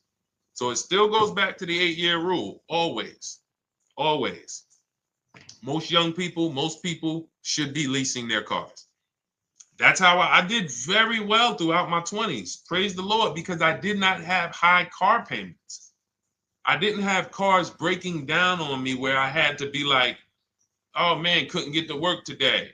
Not many 20-year-olds, 23-year-olds are keeping cars 8 years. So when you're putting them in used cars, you're really setting them up for failure in a lot of cases, compared to if they were just leasing, getting look, because some people be like, wow, are $300 car payments still out there? Oh yeah, they're still out there. Just you just are shopping for the right car. I know India had her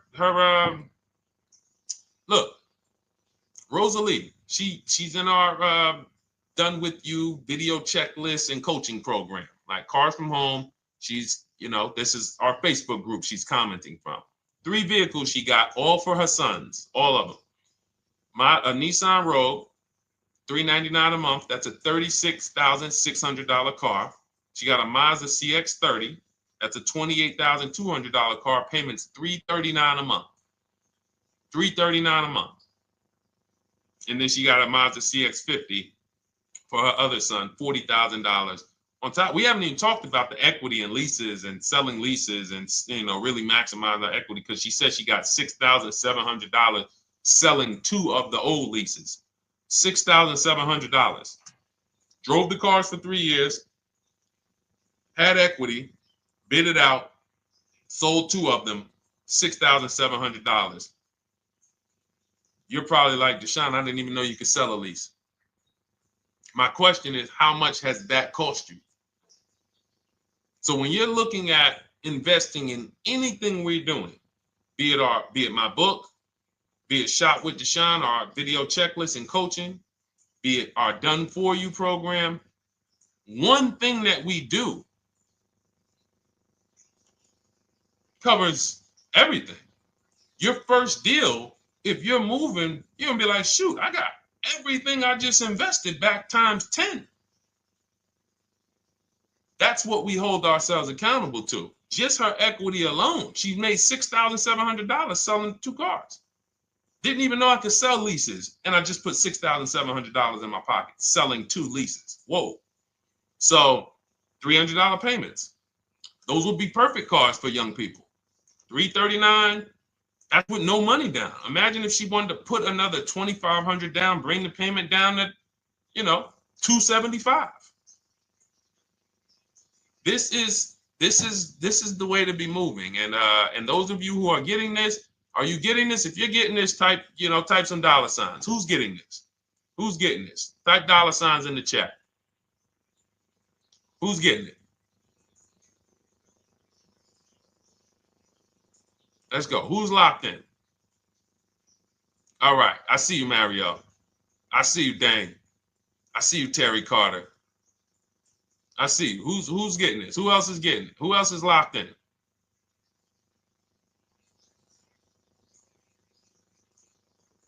A lot of y'all on here. Listen. I see you, DJ and Nice. I see you, Arms Reach. And I can tell the people that's locked in because they be like, all right, Deshone, you said you here for 90 minutes. I know we got about 3 minutes left. I mean, I'm hanging for this whole thing. I don't want to miss anything. Shout out to the people that are locked in. All right. Go ahead, Dolan. Should the out-the-door price include your trade? First of all, that's a curse word. All right. We're going to go back to that because I got out of saying that for a while. We do not trade cars. So you probably just popped in maybe about 30 minutes ago on the stream. We were talking about the 3 pillars of great car deals: who you buy your car from, who you sell your car to, who you get your loan from. You in order to get a great deal, a below market deal, you must get a great deal from each one, which means you bid out each one. I bid out, got multiple offers for who I was going to buy my car from. I got multiple offers for who I was going to get my loan from. I got multiple offers for who I was going to sell my car to. I bid out everything, therefore I got my great deal. If you bid out this, but you don't bid out this, and somebody you get an interest rate of 7.1 when you could have got an interest rate of 5.2, you lost $2,000. Depending on the cost of your loan, how much you're financing, you lost $2,000. Yeah, you did a bid on who you bought the car from, or you didn't bid out your trade, therefore you didn't find the highest bidder. You traded your car for 14. Another bidder would have paid you 18. You lost $4,000. So you got to bid out everything. That's why we do not trade. The only people that have to trade are people with a lot of negative equity who can't pay off the difference. And that's why I am the reason for negative equity is not understanding leasing. You buy your cars, take out loans, switch the car. Negative equity. It's literally the reason for negative equity is I should have leased, but I didn't. Now I have negative equity because I'm replacing this car with a loan still on it. So out the door price will not include your other car. And if I was trading a car, then yes, the out the door price would include the trade. But because we do not trade cars, our out the door prices don't include the trade. Let me show you an example of what our out the door prices look like. So these are some spreadsheets for our Done For You program where we shop for clients. You can see here, this is we shop for a Subaru for this particular client. In this case, look, and you can see the MSRPs for this car is an inexpensive car, $27,000, $26,000. Look at the out the door prices, 29, 30, 30, 29, 29. These are all out the door prices with the taxes and fees. So you can see these dealers are giving either no discount or a little discount. 27 out the door price is 30,000. But look at the winner. Look at the winner. This particular dealer won the bid at this particular time They're not going to win the bid all the time. In this particular case, they needed the unit. $27,900 is the MSRP. Out the door price is $27,463. The out the door price is lower than the MSRP. How? Because they took off almost $4,000 in discounts. Almost $4,000 in discount. So every time you shop for your used cars or new cars, this is how you should be shopping. If you're not leasing, this is how you should be shopping. I'm getting multiple offers, out the door prices, comparing who gave me the best offer. Who gave me the best offer? Oh, look, Daniel Thompson said, D, I'm bidding out to sell my car and got a $4,000 swing from the lowest to the highest bid. This is the people who you listen. If I can bring them on and have them talk, they would be talking to y'all about how different this is. I didn't bring you here on a Tuesday afternoon, or you're not watching this. If you're watching the replay later on Tuesday, or maybe, Wednesday morning, we go live at 12 noon, Monday through Thursday. So we replay the show just for everyone who missed it. You can send all your friends, family, go to Deshone the Auto Advisor's pages, watch the replay from today's show. But they know this is, I didn't bring you here to talk to you about hundreds of dollars. We are talking thousands of dollars at all times. There is never anything that we talk about that is hundreds. Let someone else talk to you about how you can save a couple hundred more per month. We might be talking about hundreds per month. That might be the only time we're talking about hundreds, $200 per month. But other than that, which equals thousands. We're not here to figure out how we're going to save $50 this month. No, this is big, huge money. So thank you, Daniel. Thank you for tapping in with that information.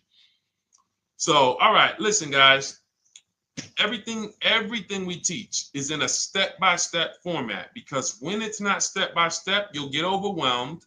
When it's step-by-step, you can challenge yourself to stay right on this step, check it off, move to the next step. Check it off, move to the next step. Step 7 in our Cars from Home process is delivery. Step 6 is paperwork. Step 1 is the most important question, which is the 8-year rule. It's literally called the most important question. 8-year rule. How many years are you keeping the next car? Step 2 is the equity assessment. That's why you heard Wendell in his book testimonial. He said, I just completed the equity assessment and we got 30% more than the book value. Bidding it out. He said, I'm about to move to the next step. So everything we teach is step. Step 3 is deal structure, where we budget and we see, all right, how much car can we afford? What does a good deal look like? Step 4, we go shopping, which is choosing what we want. Shopping, looking, doing. We're not buying it. We're shopping the market. We're test driving. We are literally choosing what we want. Shopping, enjoying shopping. Step 5 is multiple offers. That's when we're in talking to dealers online, getting offers, getting bids. Step 6 is paperwork and protection to make sure that the offer we got is legit. We tied it up. Paperwork is right. We go over extended warranties, tire and wheel, maintenance plans. Do we need them? Key protection. Do we need any of this stuff? And step 7 is delivery. It is a step-by-step path. That is how people win. They're not coming into some college to learn how to be a car salesman or to learn everything I know. No, it's a path. So if you want the blueprint in book form, that's my digital book, Cars from Home, 7 Steps of Saving Time, Money, and Avoiding Dealerships. Normally $97, part of our 30-minute welcome offer. You can get yours for $24 in my TikTok bio, Instagram bio, the YouTube comments, and the Facebook comments. Click those links and then click the special $24 welcome offer. It's good for 30 minutes.